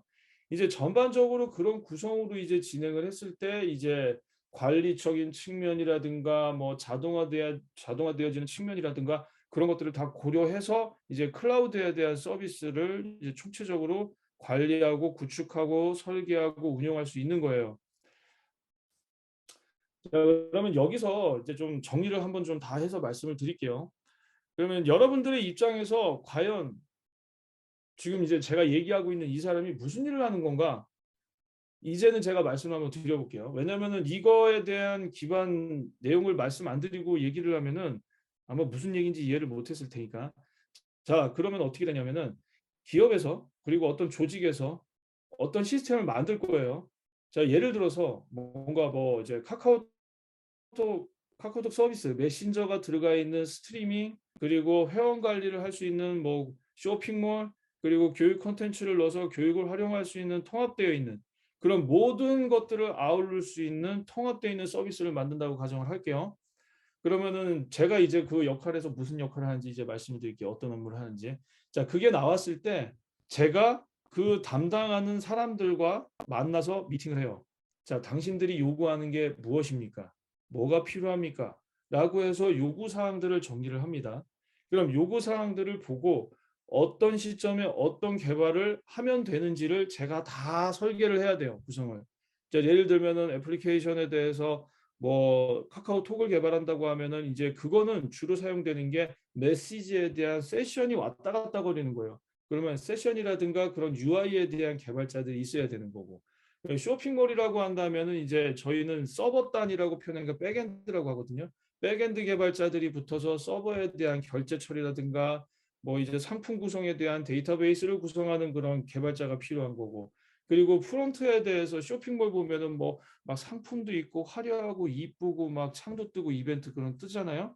그럼 웹 디자이너, 웹 기획자, 그리고 이제 웹 개발자가 필요하고 그 외에 이제 뭐 통합되어 있는 스트리밍 서비스라고 한다면은 그거에 대한 CDN을 아는 그러니까는 컨텐츠 딜리버리 네트워크에 대한 부분을 아는 그런 것에 대해서 그 담당자들 개발자들을 뽑고 그걸 갖다가 뭐 편집할 수 있는 미디어 개발자들이 있어야 되고 그런 구성들에 대한 총망라됐을 때 인력 구성과 플래닝을 잡고 그 기반으로 클라우드 상에서 어떤 인프라가 구성되는지를 제가 설계도를 그려요.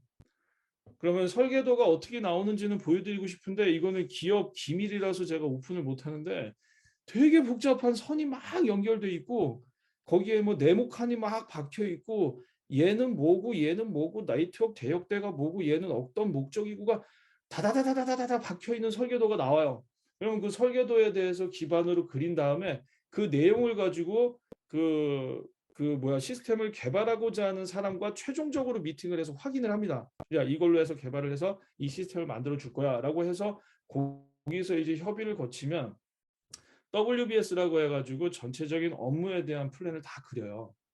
이 사람은 몇 월까지 얼마만큼의 일을 하고 이 사람은 몇 월까지 얼마만큼 일을 하고 그래서 총 일이 뭐 10개월이 걸리고 이 10개월 동안 어떤 식으로 플랜을 잡아갈 건지 그리고 중간에 1차 개발한 다음에 테스트는 어떻게 하고 그 다음에 수정 보완 어떻게 할 건지 그걸 잡은 다음에 실제로 프로젝트를 하는 거예요. 10개월 동안 모든 사람들이 모여서 이제 뭐 상주를 해서 모든 사람들이 모여서 하는 경우가 있고 각자의 지역에서 떨어져서 비상주로 하다가 나중에 모여서 결과를 토론하는 방식이 있고 이제 이런 방식은 여러 가지지만 이제 프로젝트를 해요.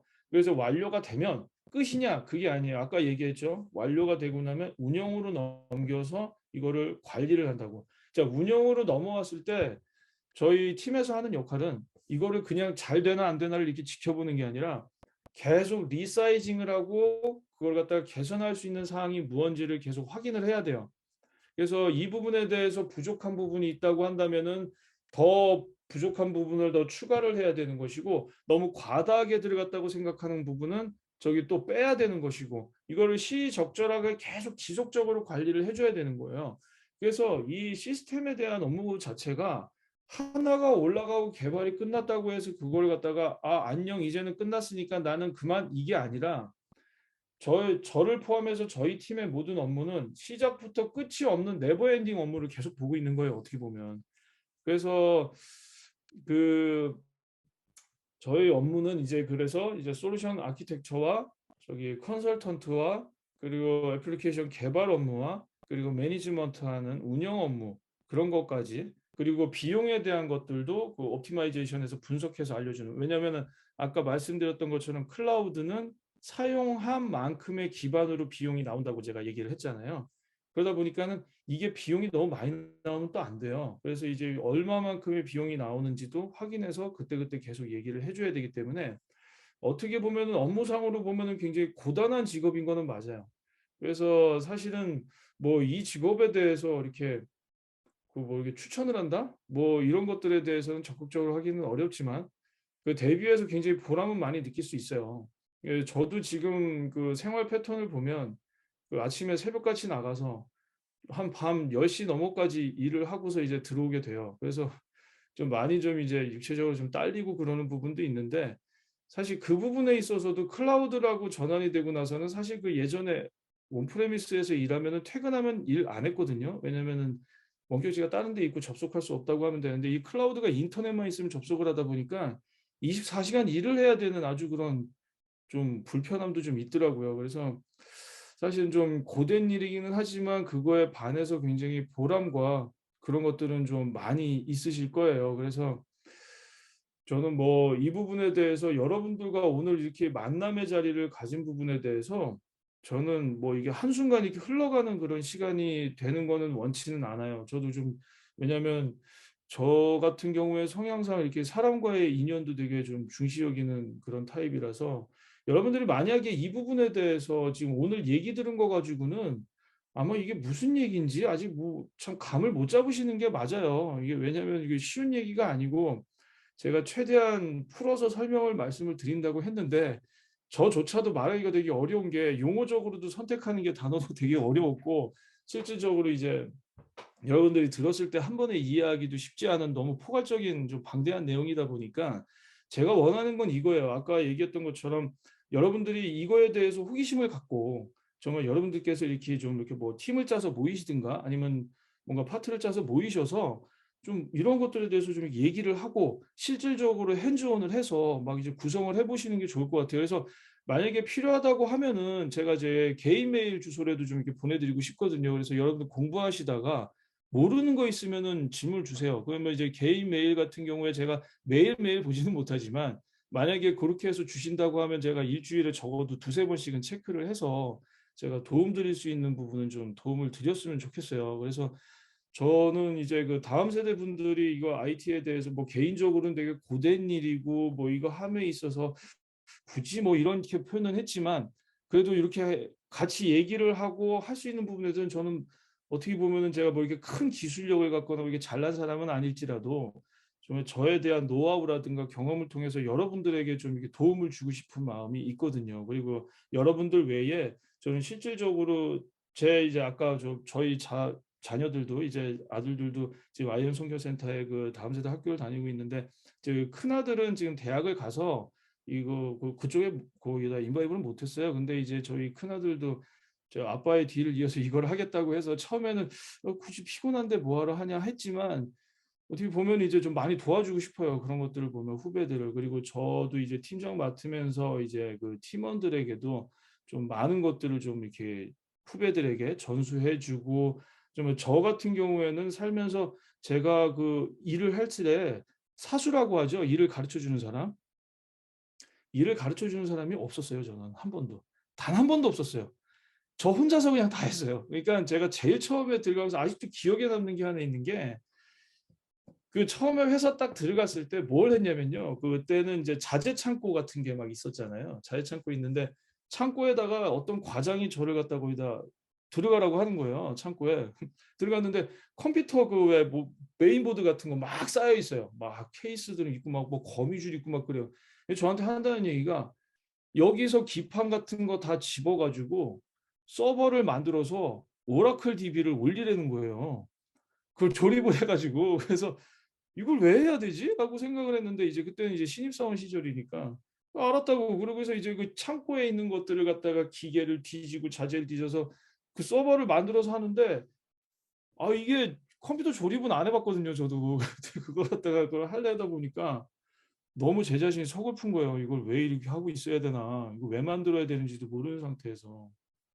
근데 어쨌든 간에 만들었어요. 만들어서 오라클 DB 올리고 했는데 지나고 나서 보면은 지금 뭐 누가 가르쳐 주지도 않았어요. 그때 혼자 했어요. 왜냐면 그때는 뭐 지금처럼 뭐 구글링 해 가지고 뭐 막 정보 나오고 그런 거 아니었어요. 무슨 정보를 알려면 그때 야후 뭐 그런 거 네이버도 초창기 그때 버전이라서 뭐 이렇게 검색어 치면 잘 나오지도 않고 기술에 대한 기술 베이스로 뭔가를 들으려면 아시는 분 찾아가서 점심 대접해 드리면서 "이거 뭡니까?"라고 물어보면 책 소개해 주면 책 막 읽고 막 그래야 되는 시절이었거든요 그때. 그러니 이거를 빨리 일주일 내에 만들어야 되는데 어떻게 해요? 뭐 여기저기 수소문해서 전화하고 제가 뛰어가서 얘기 듣고 와 가지고 어떻게 만들어서 올리고 막 그랬는데 그 이후에도 저는 그 사수 없는 생활을 계속 번복을 했어요. 그래서 그 과정에서도 참 주님께서 많은 것들을 갖다 이렇게 막 보여주시고 저를 인도해 주셨는데 좀 에피소드라고 얘기를 한다면 예전에 제가 메일 서버를 하나 만든 적이 있었어요, 회사에서. 뭐 마이크로소프트 익스체인지인데 그게 해킹이 들어온 거예요. 그래서 초당 메일이 10만 건 이상이 들어오게 된 거죠. 10만 건 이상이 들어오면서 이제 메일 서버가 뻗었단 말이에요. 근데 그 들어오는 데가 남아프리카 공화국하고요, 멕시코하고 중국하고 아주 동시다발로 다 들어오더라고요, 그게. 그래서 중국을 막으면 멕시코에서 들어오고 멕시코를 막으면 남아공에서 들어오고 남아공을 막으면 뭐 벨기에 막 이런 데서 들어오는 거예요. 그래서 제가 그걸 갖다가 그냥 다 막아 버렸어요. 막았더니 이제 정작 들어와야 되는 메일이 못 들어오는 거죠, 이제. 그래 가지고 아까도 말씀드렸던 것처럼 제가 사수가 없었잖아요. 그래서 저 혼자서 이제 그 IDC 센터 그 추운데 그 시끄러운 데 들어가서 혼자서 낑낑거리고 있는데 그때 제가 그냥 기도를 했어요. 이게 왜 자꾸 이렇게 들어오는지 모르겠습니다. 이거를 좀 막아 주세요. 이거 막아 주세요. 막 그렇게 좀 이렇게 좀 기도를 한참 하고 했는데 정말 거짓말같이 남아공에서 들어오는 게 하나가 없어진 거예요. 그리고 제가 아무것도 안 했어요. 아무것도 안 했는데 남아공이 없어지고 막 처음에 이제 막 공격해서 들어오는 모든 해킹해서 공격해서 들어오는 것들이 이제 다 막 막아져서 이제 안 들어오기 시작을 하는 거예요. 그래서 이게 저는 그전에 이걸 왜 얘기를 하냐면은 그전에는 저기 뭐야 IT라는 거는 어떻게 보면은 1 더하기 1은 2 라는 명확한 논리적인 거에 굉장히 좀 집착을 하는 사람들이거든요. 그러다 보니까는 좀 말씀에 대해서 들어오는 것들이 좀 이렇게 시스템에 적용하는 게 쉽지가 않아요. 사람들의 마인드들이 그래 가지고. 근데 그럼에도 불구하고 이제 저희 뭐 목사님이나 뭐 이렇게 말씀을 하시기에 뭐 장애나면은 컴퓨터에다 손대고 기도를 해 봐. 뭐 서버에 손대고 기도를 해 봐. 이러셔서 뭐 기도한다고 뭐 오셔 가지고 예수님이 코딩해 주는 것도 아니고 뭐 이렇게 했었는데 실질적으로 그 믿음 가운데 반응을 했더니 아무것도 하지 않은 과정에서 그런 것들이 막혔던 것들이 이제 들어오는 것들이 막혀진다는 얘기죠. 근데 단순하게 막힌 게 아니라 그 원인이 나온 거예요, 이제 막혀지면서. 예전에 딴 쪽 서버에 대한 리눅스 기반으로 만들어 놓은 서버가 그 해킹 툴로 활용된 게 이제 거기서 발견이 된 거예요, 하나만 남다 보니까. 이제 요런 식으로 해 가지고 이제 문제의 접근을 해결하는 그런 단초를 허락하시더라고요, 저한테. 그래서 여러분들이 이제 공부함에 있어서도 좀 항상 좀 기도함으로 공부를 했으면 좋겠고 지금 마지막으로 이거는 약간 좀 진보된 얘기라서 좀 말씀을 드릴까 말까 했던 부분인데 그 일반적으로 클라우드 갔을 때도 여러분들에게 아까 말씀드렸던 것처럼 그 뭐 서버라든가 그런 게 올라간다고 얘기를 했잖아요. 근데 이게 이제 뭐 이제 요걸로 이제 마무리를 할 건데 서버를 단순히 올리지 않고 서버가 올라가지 않은 시스템을 이제 개발하는 게 현재 트렌드예요. 서버리스라든가 그런 것들을 들어보셨는지 모르겠는데 컨테이너라든가 그런 방식으로 이제 올리는 건데 예전에는 이제 아까 계속 서두에 말씀드렸던 것처럼 그 뭐 클라우드 환경에서 뭐 서버가 올라가고 뭐 그런 것들이 올라가는 부분에 대해서 얘기를 했었는데 지금 이제 마지막으로 말씀드릴 거는 서버가 없는 상태에서 어떤 개발에 대한 그 라이브러리에 대한 총합 그러니까 그걸 컨테이너화 시켜서 올리는 기법들이 요즘에는 굉장히 유행을 하고 있어요. 왜 그러냐면은 이것도 비용이에요. 이것도 비용이고 그 생산성에 대한 향상 문제인데 클라우드 그러니까 사람들의 욕심이라는 게 참 그런 게 온프레미스에서 클라우드로 전환되면서 비용이 절감되는 폭이 그렇게 그 사람들의 기대치만큼 오지 않기 때문에 이 클라우드에서마저도 서버를 다 삭제해버리고 싶은 거예요. 왜냐면 돈을 가장 많이 차지하는 게 서버니까. 그래서 서버 자체도 이제 없어버린 그 컨테이너 기반의 그런 걸로 가게 되면 비용이 비약적으로 줄어들거든요. 대신에 이거의 문제점은 뭐냐면은 개발을 할 수 있는 사람들이 굉장히 적어요. 자, 이게 글로벌적으로 보면은 굉장히 뭐 증가 추세에는 있긴 한데요.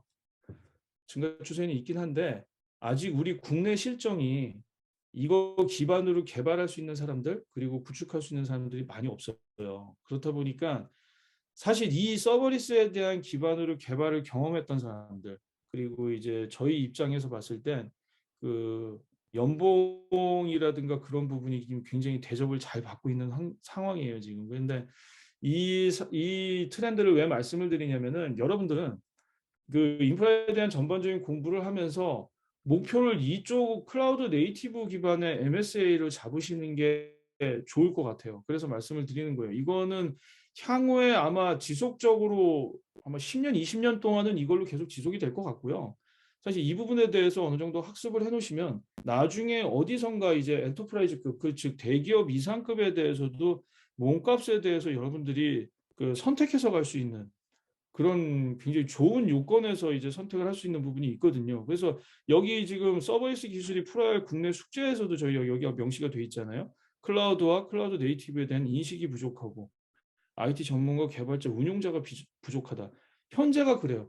그리고 개발 투자 비용이 발생한다. 이건 아까 얘기했던 것처럼 클라우드로 옮겼음에도 불구하고 서버를 계속 이렇게 운영함에 있어서 더 비용을 낮추고자 하는 그런 욕구들 때문에 이제 그런 것들이 들어가는 거죠. 그리고 비용 예측이 어려운 거는 이건 뭐 중요한 문제는 아니고요. 일단은 그래서 이런 부분이 지금 현재 화두가 되고 있다라는 걸로 이제 좀 말씀을 드릴 거고, 이제 요 그림을 왜 보여드렸냐면은 컨테이너 기반의 MSA로 됐을 때 서비스가 어떻게 되는지를 보여드리고 싶어서 제가 마지막 장에 넣은 거예요. 이 왼쪽에 보면은 사이트가 이렇게 나눠져 있잖아요. 그러면 사이트가 하나가 왼쪽처럼 만들어졌을 때 하나의 통으로 소스가 개발되는 게 아니라 왼쪽 사이드 그리고 탑, 헤드 뭐 이런 부분으로 다 나눠서 이제 개발이 돼요. 여기 가운데 있는 게 메인이고 밑에 하단 뭐 그리고 버텀 해가지고 이제 나눠서 이제 개발이 된단 말이에요. 그럼 이 개별적으로 나눠져 있는 것들을 이 오른쪽에 보면 이제 파란색, 녹색, 뭐 빨간색으로 되는데 모듈화 시켜가지고 하나씩 하나씩 다 나눠 놓는 거예요. 그래서 이제 맨 오른쪽에 보면 이제 총합으로 쫙 요게 일률적으로 다 이제 정리가 되어 있는 건데 이 방식이 서버가 없는 기반으로 해가지고 구분적인 모듈화로 개발해서 MSA로 해서 이걸 총합을 만들어 놓은 거거든요. 근데 이렇게 구성을 하면은 비용이 서버 비용이 안 나가기 때문에 컨테이너 비용 같은 경우에는 거의 서버 비용의 4분의 1 수준 이렇게밖에 책정이 안 돼요. 그렇기 때문에 굉장히 효율적으로 그리고 그 비용에 대해서 효과적으로 접근하면서 운영할 수 있는 부분이 있는 거죠. 그래서 이런 부분에 대해서도 한번 고려를 하면서 공부를 하시게 되면은 사실 제가 하는 일도 이제 다 요게 포함이 되지만 그런 부분들에 대해서 보시면은 아마 저보다도 빠른 시간 내에 빠르게 그런 것들 접하면서 좀 발전할 수 있지 않을까 좀 예상을 해봅니다. 일단 예, 긴 시간 동안 뭐 제가 이렇게 일방적으로 뭐 이렇게 기차 가듯이 다 얘기를 해가지고 이걸 어떻게 해서 수용을 했는지는 잘 모르겠는데 뭐 이제 궁금한 거 있으면은 좀 이렇게 좀 질문하면서 좀 같이 소통하면서 얘기를 했으면 좋겠어요. 혹시 뭐 제가 준비한 건 여기까지고 질문하실 거 있으면 좀 진행했으면 좋겠습니다. 네, 강의해 주신 우리 집사님께 감사의 박수만 드리겠습니다. 정말 쉽게 풀어서 설명을 해 주신 것 같아요. 그래서 기존에 이런 코딩이나 IT 쪽으로 관심이 있었던 친구들은 이제 질문할 사항들이 좀 있을 것 같고요. 이렇게 실무 현장에서 실무적인 부분들을 또 나눠 주실 수 있는 기회는 정말 많지 않습니다. 그래서 질문 있으신 분들은 카톡창으로 한번 쭉 올려 주시고, 또 이제 어떤 친구들은 생소한 부분들이 참 많았을 수 있는데, 또 이제 새롭게 접한 이런 정보들을 가지고 이제 궁금했던 점이 있으시면 카톡창이 아니죠. 줌 채팅창으로 한번 올려주시면 감사하겠습니다. 네, 질문 있는 분들은 우리 채팅창으로 한번 올려주시기 바랍니다. 그 질문해 주실 때 제가 지금 말씀드렸던 내용 중에 도대체 무슨 소리인지 못 알아듣겠다 이런 것들도 좀 물어보세요. 아까 이렇게 얘기했는데 이게 무슨 얘기입니까? 이거 다시 한번 물어보셔도 될 것 같아요. 제 기준에서 나름대로 쉽게 설명을 했는데 여러분들 입장에서는 또 다를 수 있으니까 그냥 그런 것들을 좀 물어보시면 될 것 같아요. 네, 지사님, 저희 본부 안세영 학생이 이제 네. 질문을 올렸는데요. 인프라 구축 및 관리 자동화 이 네. 부분을 말씀해 주실 때 프로비저닝이라는 용어를 사용하셨는데 그 용어에 대한 구체적인 설명을 좀 듣고자 합니다. 아, 네. 그 프로비저닝이라는 거는 어떤 인프라 기반으로 이제 그 시스템을 만들었을 때 아까 그 말씀드렸던 것처럼 그 사용량이 늘어나든가 아니면 어떤 이벤트가 발생했을 때 서버에 대해서 증설을 하거나 추가를 하거나 증설된 걸 줄이는 그런 이슈가 필요하잖아요. 근데 이게 아까 저 말씀드렸던 것처럼 그 온프레미스라든가 그런 서버 베이스로 갈 때는 서버를 사다가 놓든가 아니면 사가지고 와서 껴야 되는 그런 부분이 있는데 클라우드에서에 대한 그 프로비저닝이라는 뜻은 뭐냐면은 기존에 돼 있는 서버에서 추가하거나 아니면 그게 이제 표현을 좀 쓸게요. 전문용 쓰면 스케일 업, 스케일 다운, 스케일 아웃 뭐 이렇게 표현을 하거든요. 그러니까 스케일 업 같은 경우에는 이제 그걸 사양을 올려버리는 거예요. 예를 들면은 뭐 2CPU에 메모리 쓰는 거 메모리 갖다가 뭐 16기가를 썼다 그러면은 뭐 4CPU에 32기가를 올린다. 그러면 이거 프로비저닝을 하는 데 있어서 스케일 업을 했다라고 표현을 하는 거고 뭐 스케일 다운이면 다 썼으니까 내린다. 스케일 아웃은 이제 서버가 한 대 썼던 걸 2대, 3대, 4대까지 늘린다. 이게 최대 16대, 32대, 100대까지 다 늘릴 수 있거든요. 이제 이 부분에 대한 총칭되어 있는 일련의 행위에 대한 과정을 프로비저닝 한다라고 표현을 하는 거예요. 예. 이해가 되셨는지 모르겠네. 네, 이해가 됐다고 저기 지금 엄지를 올리고 있습니다. 아, 네. 감사합니다. 네, 우리 또 다른 친구들이 있을까요? 우리 사역자분들도 괜찮으셔요. 질문 있으시면. 네, 한 가지 또 더 올라왔는데요. 처음에 IT와 큰 연관이 없으셨는데 토목을 전공하셨다고 네. 하셨어요. 근데 새로운 분야를 시작하시면서 어려움은 네. 없으셨는지, 그리고 원래 흥미와 지식이 있는 분야이셨는지라는 질문이 올라왔습니다. 그 아까 말씀드렸던 것처럼 제가 원래 뭐 IT를 좋아하거나 뭐 컴퓨터에 흥미가 있고 그러진 않았어요. 그러진 않았고 그냥 평범하게 그 공학 계산기 들고 토목공학 해가지고 아 어디 뭐 종합 건설 회사 가서 뭐 설계하고 측량하면서 살겠지라는 생각으로 다녔었는데 그 유체역학 시간에 아까 말씀드렸던 것처럼 자바 랭귀지로 하면서 왜냐면은 그 수업을 들었을 때 제가 제일 많이 느꼈던 게 그 공학 계산기가 되게 크고 되게 복잡해요. 그리고 누르기도 쉽지도 않고 제 나름대로는 잘 눌렀다고 하는데 막 값이 옆에 사람하고 틀리고 막 저 앞에 사람하고 틀리고 그렇기 때문에 뭐가 맞는지를 모르거든요. 그래서 근데 그거를 그렇게 고민하고 고생해서 내는 데이터 값을 프로그래밍 그 교수님이 따라하라고 그래서 따라해서 딱 냈더니 이게 뭐 10초도 아니고 5초 만에 값이 나와버리니까 제 입장에서는 아 이게 뭐 하는 존재지? 이게 뭐길래 이 고생에 대한 부분을 갖다 이렇게 해줬나라는 그 호기심에서 이제 시작을 했던 건데 어려움은 있었죠. 왜냐면 컴공과를 이제 뭐 도강을 하거나 같이 뭐 이제 컴공과 친구들에게 막 물어보고 왜냐면 그때는 뭐 책으로만 공부를 해야 되는 거지 지금처럼 뭐 이렇게 정보의 바다가 있는 것도 아니라서. 근데 그 이제 가장 어려웠던 부분에 대해서는 호기심으로 접하다 보니까는 약간 그 전문적인 지식을 접하는 것도 어려웠지만 이게 인내심의 한계가 가끔 느껴지더라고요. 이걸 굳이 뭐하러 하지? 뭐하러 하지? 라는 그런 것들이 느껴졌는데 그때마다 그거를 그 시기에 맞게 그러니까 그 이걸 뭐하러 하지라고 왔을 때는 뭔가가 막혀서 그거를 안 나가는 진도가 안 나갈 때 그런 게 좀 잘 오거든요. 근데 저 같은 경우에는 전공 과목도 아니었고 그냥 컴공과에서 이렇게 애눌러서 들은 걸로 했을 때는 좀 한계가 있다 보니까 '아 이거 그만해야 되겠다. 여기가 한계인가 보다.'라고 했는데 이상하게 그때그때마다 그게 또 넘어갔어요. 그래서 이제 '아 요거 넘어갔으니까 또 해 봐야지, 또 해 봐야지.' 하는 그런 것들로 인해서 아마 동기부여를 그때부터 아마 좀 주님께서 이렇게 조금씩 이렇게 주셨던 것 같고요. 그 처음에는 아까 말씀드렸던 것처럼 흥미하고 지식은 없었어요. 그냥 제가 다 공부해서 그냥 쌓은 거예요. 예, 어려움은 그런 거, 뭐 인내심의 한계, 하지만 뭐 잘 극복해서 여기까지 왔다. 뭐 요 정도로 말씀드릴 수 있겠네요. 네, 감사합니다. 우리 세 번째 질문 올라오셨는데요. 양주 윤혜진 님이 네. 진학적으로 이제 이쪽으로 공부하려면 어느 과나 전문적인 교육 기관이 있는지 궁금하다고 하십니다.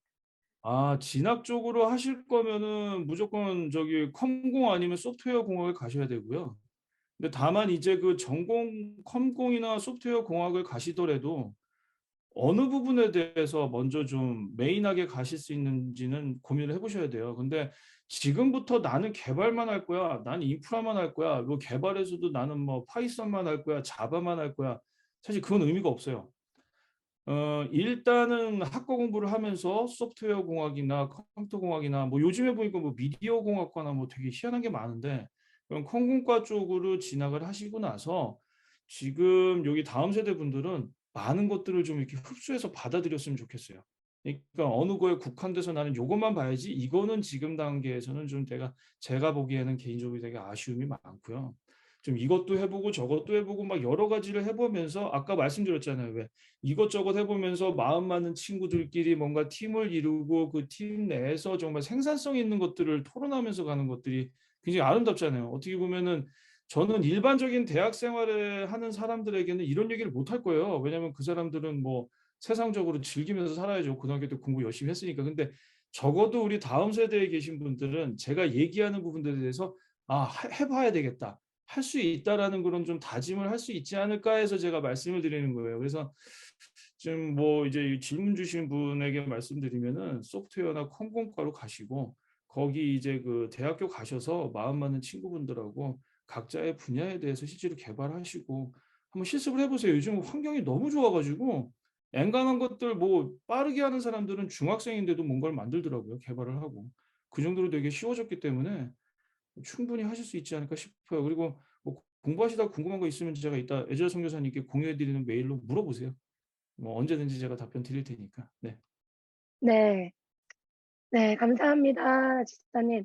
오늘 그러면 마지막으로 저희 이제 다음 세대 리뉴전 다음 세대 아이들에게 정말 도전하고 꿈꿀 수 있고 제가 매일 이제 현장에서도 저희 다음 세대 리뉴전 아이들에게 지금 10대 때 실패해도 좋다. 네. 실수해도 좋다.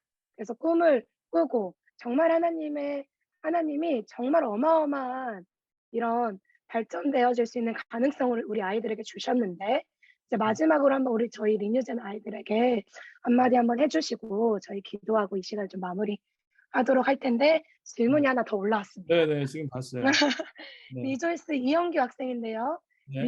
리눅스로 CCTV 프로그램을 만든 적이 있는데 클라우드 어. 네이티브로 리눅스처럼 터미널을 사용하나요? 라는 질문 어. 왔습니다. 아 좀 해 보셨네요, 이분.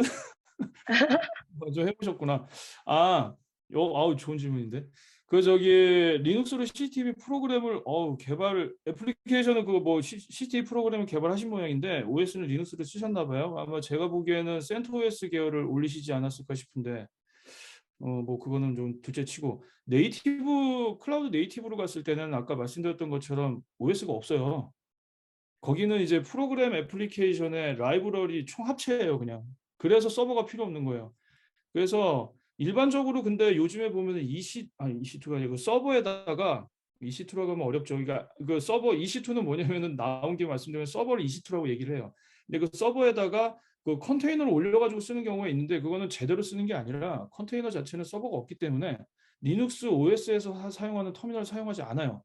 그러니까 왜냐면은 왜 그러냐면은 리눅스 자체가 없기 때문에 OS에 대한 접근성을 가져갈 필요가 없는 거예요. 그러니까 단순히 그거는 그러면 소스 배포를 어떻게 합니까라고 물어볼 수 있는데 제가 좀 앞서서 말씀드리면 그 소스라는 게 랩톱이나 긴랩을 아실지 모르겠는데 깃이라는 거에다가 소스를 다 올려놓고 기통신을 해서 CI/CD라고 해서 그 배포하는 게 이거 아세요? 깃에다가 올려놓고 많이 공부하셨네. 예, 깃에다가 올려놓고 이제 소스를 배포하는데 컨테이너 쪽으로 이제 생성을 하게 되면은 그 AWS 같은 경우에는 코드 파이프라인하고 디플로이를 써가지고 이제 전개를 해요. 지금 어떻게 배포하는지 모르겠는데 아마 SFTP 써서 배포를 하시나요? 아니면 젠킨스 안 쓰시죠? 그런 것들. 그래서 그런 배포에 대한 부분을 컨테이너로 했을 때 이렇게 접근을 해서 구성을 하면 되는 거고요. 지금 질문 주신 바로는 리눅스 터미널은 사용은 하지 않아요. 컨테이너로 가면. 왜냐하면 리눅스를 안 쓰기 때문에. 예, 그렇게 이해하시면 될 것 같아요. 네, 감사합니다. 이메일을 물어본 친구가 바로 여기 리조이스 이영규 학생이에요. 그래서 이메일을 전달해서 네. 우리 지사님과 소통을 해주시면 감사하겠습니다. 네. 네, 그럼 우리 마지막으로 질문 더 있으신가요? 네, 그렇다면 우리 지사님 오늘 우리 아이들 다음 세대 아이들에게 한마디로 한번 마무리해 주시면 네. 기도하고 마치도록 하겠습니다. 네, 오늘 이렇게 좀 어떻게 보면 두서없이 되게 어려운 얘기들을 많이 이렇게 늘어놓은 것 같은데 아마 좀 짧은 시간이면 짧은 시간이고 또 긴 시간이면 긴 시간이지만 여러분들 좀 지루하셨을 수도 있을 거예요. 근데 사실 처음에 이제 이걸 받았을 때 어떤 부분에 대해서 여러분들하고 좀 소통을 해볼까 좀 나름대로 고민을 했었는데 제가 사실 뭐 빅데이터라든가 AI 머신러닝에 대한 분석이라든가 뭐 교통 실시간에 대한 것들 해서 프로젝트 단위별로는 굉장히 많았는데 그 단위별로 얘기하기에 좀 이렇게 얘기하기에는 너무 좀 단발성에 대한 그런 어떤 좀 소기의 목적을 달성했다라는 그런 부분밖에 되지 않을 것 같아서 약간 여러분들이 좀 듣기에 너무 팍 퍼진 얘기일 수도 있지만 이 기반에 대한 이 클라우드라는 게 어떻게 보면 모든 시스템이 올라가는 기초고 기반이거든요. 그래서 그런 것들을 이제 여러분들 좀 어렵겠지만 좀 얘기를 먼저 나누고 그거를 통해서 여러분들이 인지한 상황에서 하나씩 하나씩 쌓아 나갈 수 있는 그런 좀 초석 그런 좀 이렇게 기반이 될 수 있는 그런 시간만이라도 좀 되면은 저는 되게 감사할 것 같아요. 그래서 여러분들께서는 아까 뭐 처음에 얘기했던 것처럼 무한한 가능성과 그리고 무엇보다도 지금 좀 주님 안에서 구분된 자로서 이제 그 초기부터 이제 지금과 함께하는 우리 다음 세대 학생들이다 보니까 좀 여러분들은 아마 지금 세상에 나와 있는 학생들하고는 분명히 모든 것들이 다를 거예요. 그리고 이제 뭐 여러분들 이제 살아가면서 이제 받게 되는 모든 어려움이라든가 그런 무슨 뭐 허들이라든가 장애물이 있다 치더라도 그런 부분에 대해서 이제 반응하는 게 낙심, 절망, 뭐 불평, 불만과 뭐 혈기가 아니라 다시 한번 주님께 조명받고 그걸 통해서 여러분들이 업그레이드 될 수 있는 그러니까 뭐 세상 말도 있잖아요. 뭐 즐기라고. 근데 그게 즐겨지지 않잖아요. 근데 우리는 되잖아요. 왜냐하면 주님께서 앞서가고 계시니까. 그러니까 우리는 되기 때문에 그 부분에 대해서 좀 집중하면서 간다고 하면 여러분들이 나중에 그 세대 저희의 이제 나이에 돼서 그 세대가 이 세상을 지배하고 또 이 세상에 또 주님의 말씀을 퍼뜨리고 그로 인해서 어느 직장인에 대한 직장이라든가 사업에 대한 부르심을 통해서 그쪽에 사역자로 우뚝 선다면 정말 놀라운 주님의 역사가 이 땅에 드러나지 않을까라고 정말 생각을 합니다. 여러분들 화이팅 하시고 뭐 아직까지 관심은 없지만 공부해보니까 이런 게 궁금하다 싶으면 공유드린 메일로 계속 소통했으면 좋겠어요. 너무 감사합니다. 네. 네, 감사합니다. 자, 우리 이 시간 여러분, 우리 리뉴젠 여러분 함께 기도하고 오늘 이 시간 마치도록 하겠습니다. 오늘 말씀해 주신 것처럼 정말 각 영역에 하나님의 나라를 세우고 예배를 회복하고 말씀을 회복하고 하나님이 부르신 그 사명이 회복되어지는 정말 우리의 삶의 현장이 되기를 소망합니다. 그래서 실패해도 괜찮고 실수해도 괜찮습니다. 하나님 나를 부르신 그 자리가 어디입니까? 그 자리에서 정말 내가 예배를 회복하는 리뉴젠 세대로 회복의 세대로 준비되어지게 하시고 일어나게 하여 주시옵소서. 하면서 우리 시간 함께 마이크를 푸셔서 함께 기도하고 가도록 하겠습니다. 우리 주여 한번 외치고 기도하겠습니다. 기도하겠습니다. 주여 하나님 부르시는 자의 영역 가운데 하나님 예배가 회복되어집니다. 하나님 마지막 시대 가운데 하나님 부르심에 우리 안에 우리 거룩에 붙게 하시고 하나님께서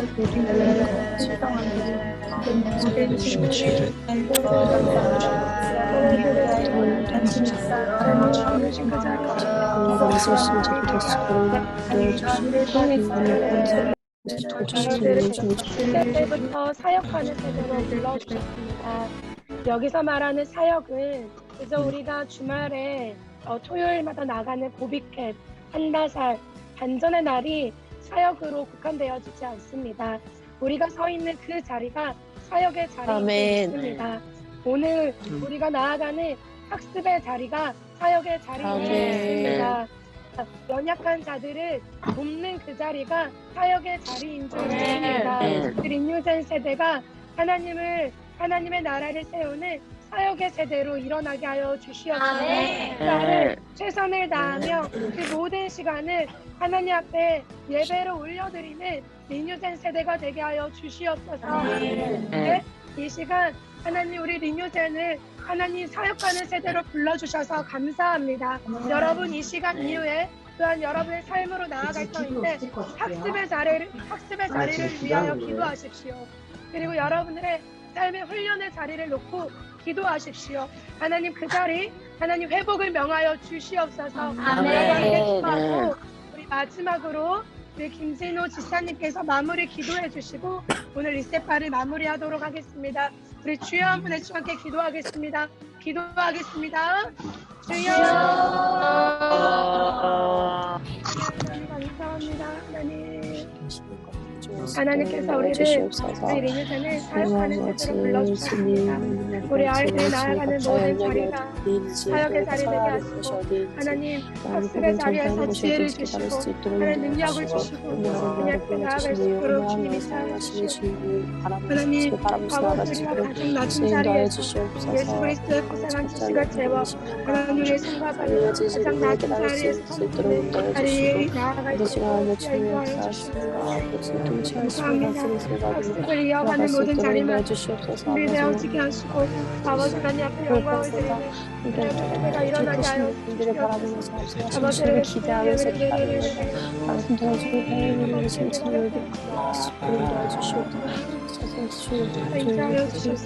감사합니다.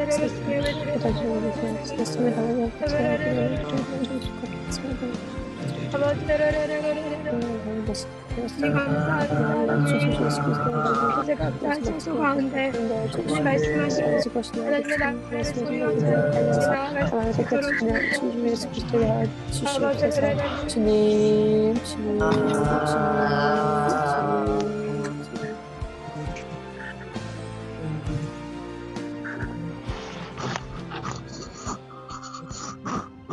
네, 감사합니다. IM 선교센터의 다음 세대와의 영광스러운 만남을 시작해 주시면 주님께 감사드립니다.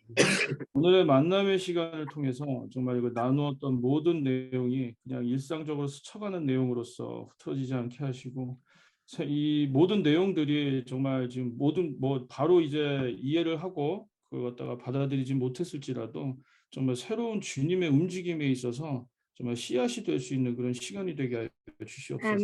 다음 세대를 통해서 정말 주님께서 펼치신 열방의 사역에 대한 모든 비전과 부르심이 주님의 영광을 이 땅에 나타낼 수 있는 세대가 되게 하시고 정말 항상 주님의 얼굴을 구하고 믿음으로 반응하는 진정한 예배자로서 주님의 큰 비전을 이뤄나가는 다음 세대가 되게 하여 주시옵소서. 아멘. 이 모든 것들에 있어서 주님께 온전히 올려드립니다. 아버지 주님만을 의지하게 하시고 앞으로의 삶의 순간마다 주님께 먼저 아뢰고 주님의 뜻에 따라 움직이는 세대가 되게 하시고 이 세상의 구원의 빛으로 비출 수 있는 그런 세대가 되게 하여 주시옵소서. 아멘. 세대의 양육에 있어서도 헌신하고 있는 모든 사역자분들과 그리고 선교센터에 계신 선교사님들에게도 항상 모든 영육간의 강건함과 그리고 주님의 능력과 그리고 무한한 영광, 능력과 축복과 은혜를 허락하시고 그리고 아직 주님을 만나지 못한 많은 세대들에 대해서도 정말 갈망하는 마음으로 지금 주님께 기도하고 있사오니 정말 이 세대의 모든 암흑 속에서 방황하고 있는 모든 청년들이 이제는 주님의 복음을 듣고 믿음을 가지고 함께 나아갈 수 있는 그런 세대가 될 수 있도록, 그리고 그런 센터가 될 수 있도록 주님 함께하여 주시옵소서. 아멘. 우리 모든 말씀을 존귀하신 예수님의 이름으로 기도드렸습니다. 아멘. 감사합니다. 감사합니다. 네, 우리 리셋방 우리 구호하고 오늘 또 다시 삶의 현장으로 출발하도록 하겠습니다. 자, 구호하겠습니다. 구호 준비. 윤유진이 세상을 바꾼다.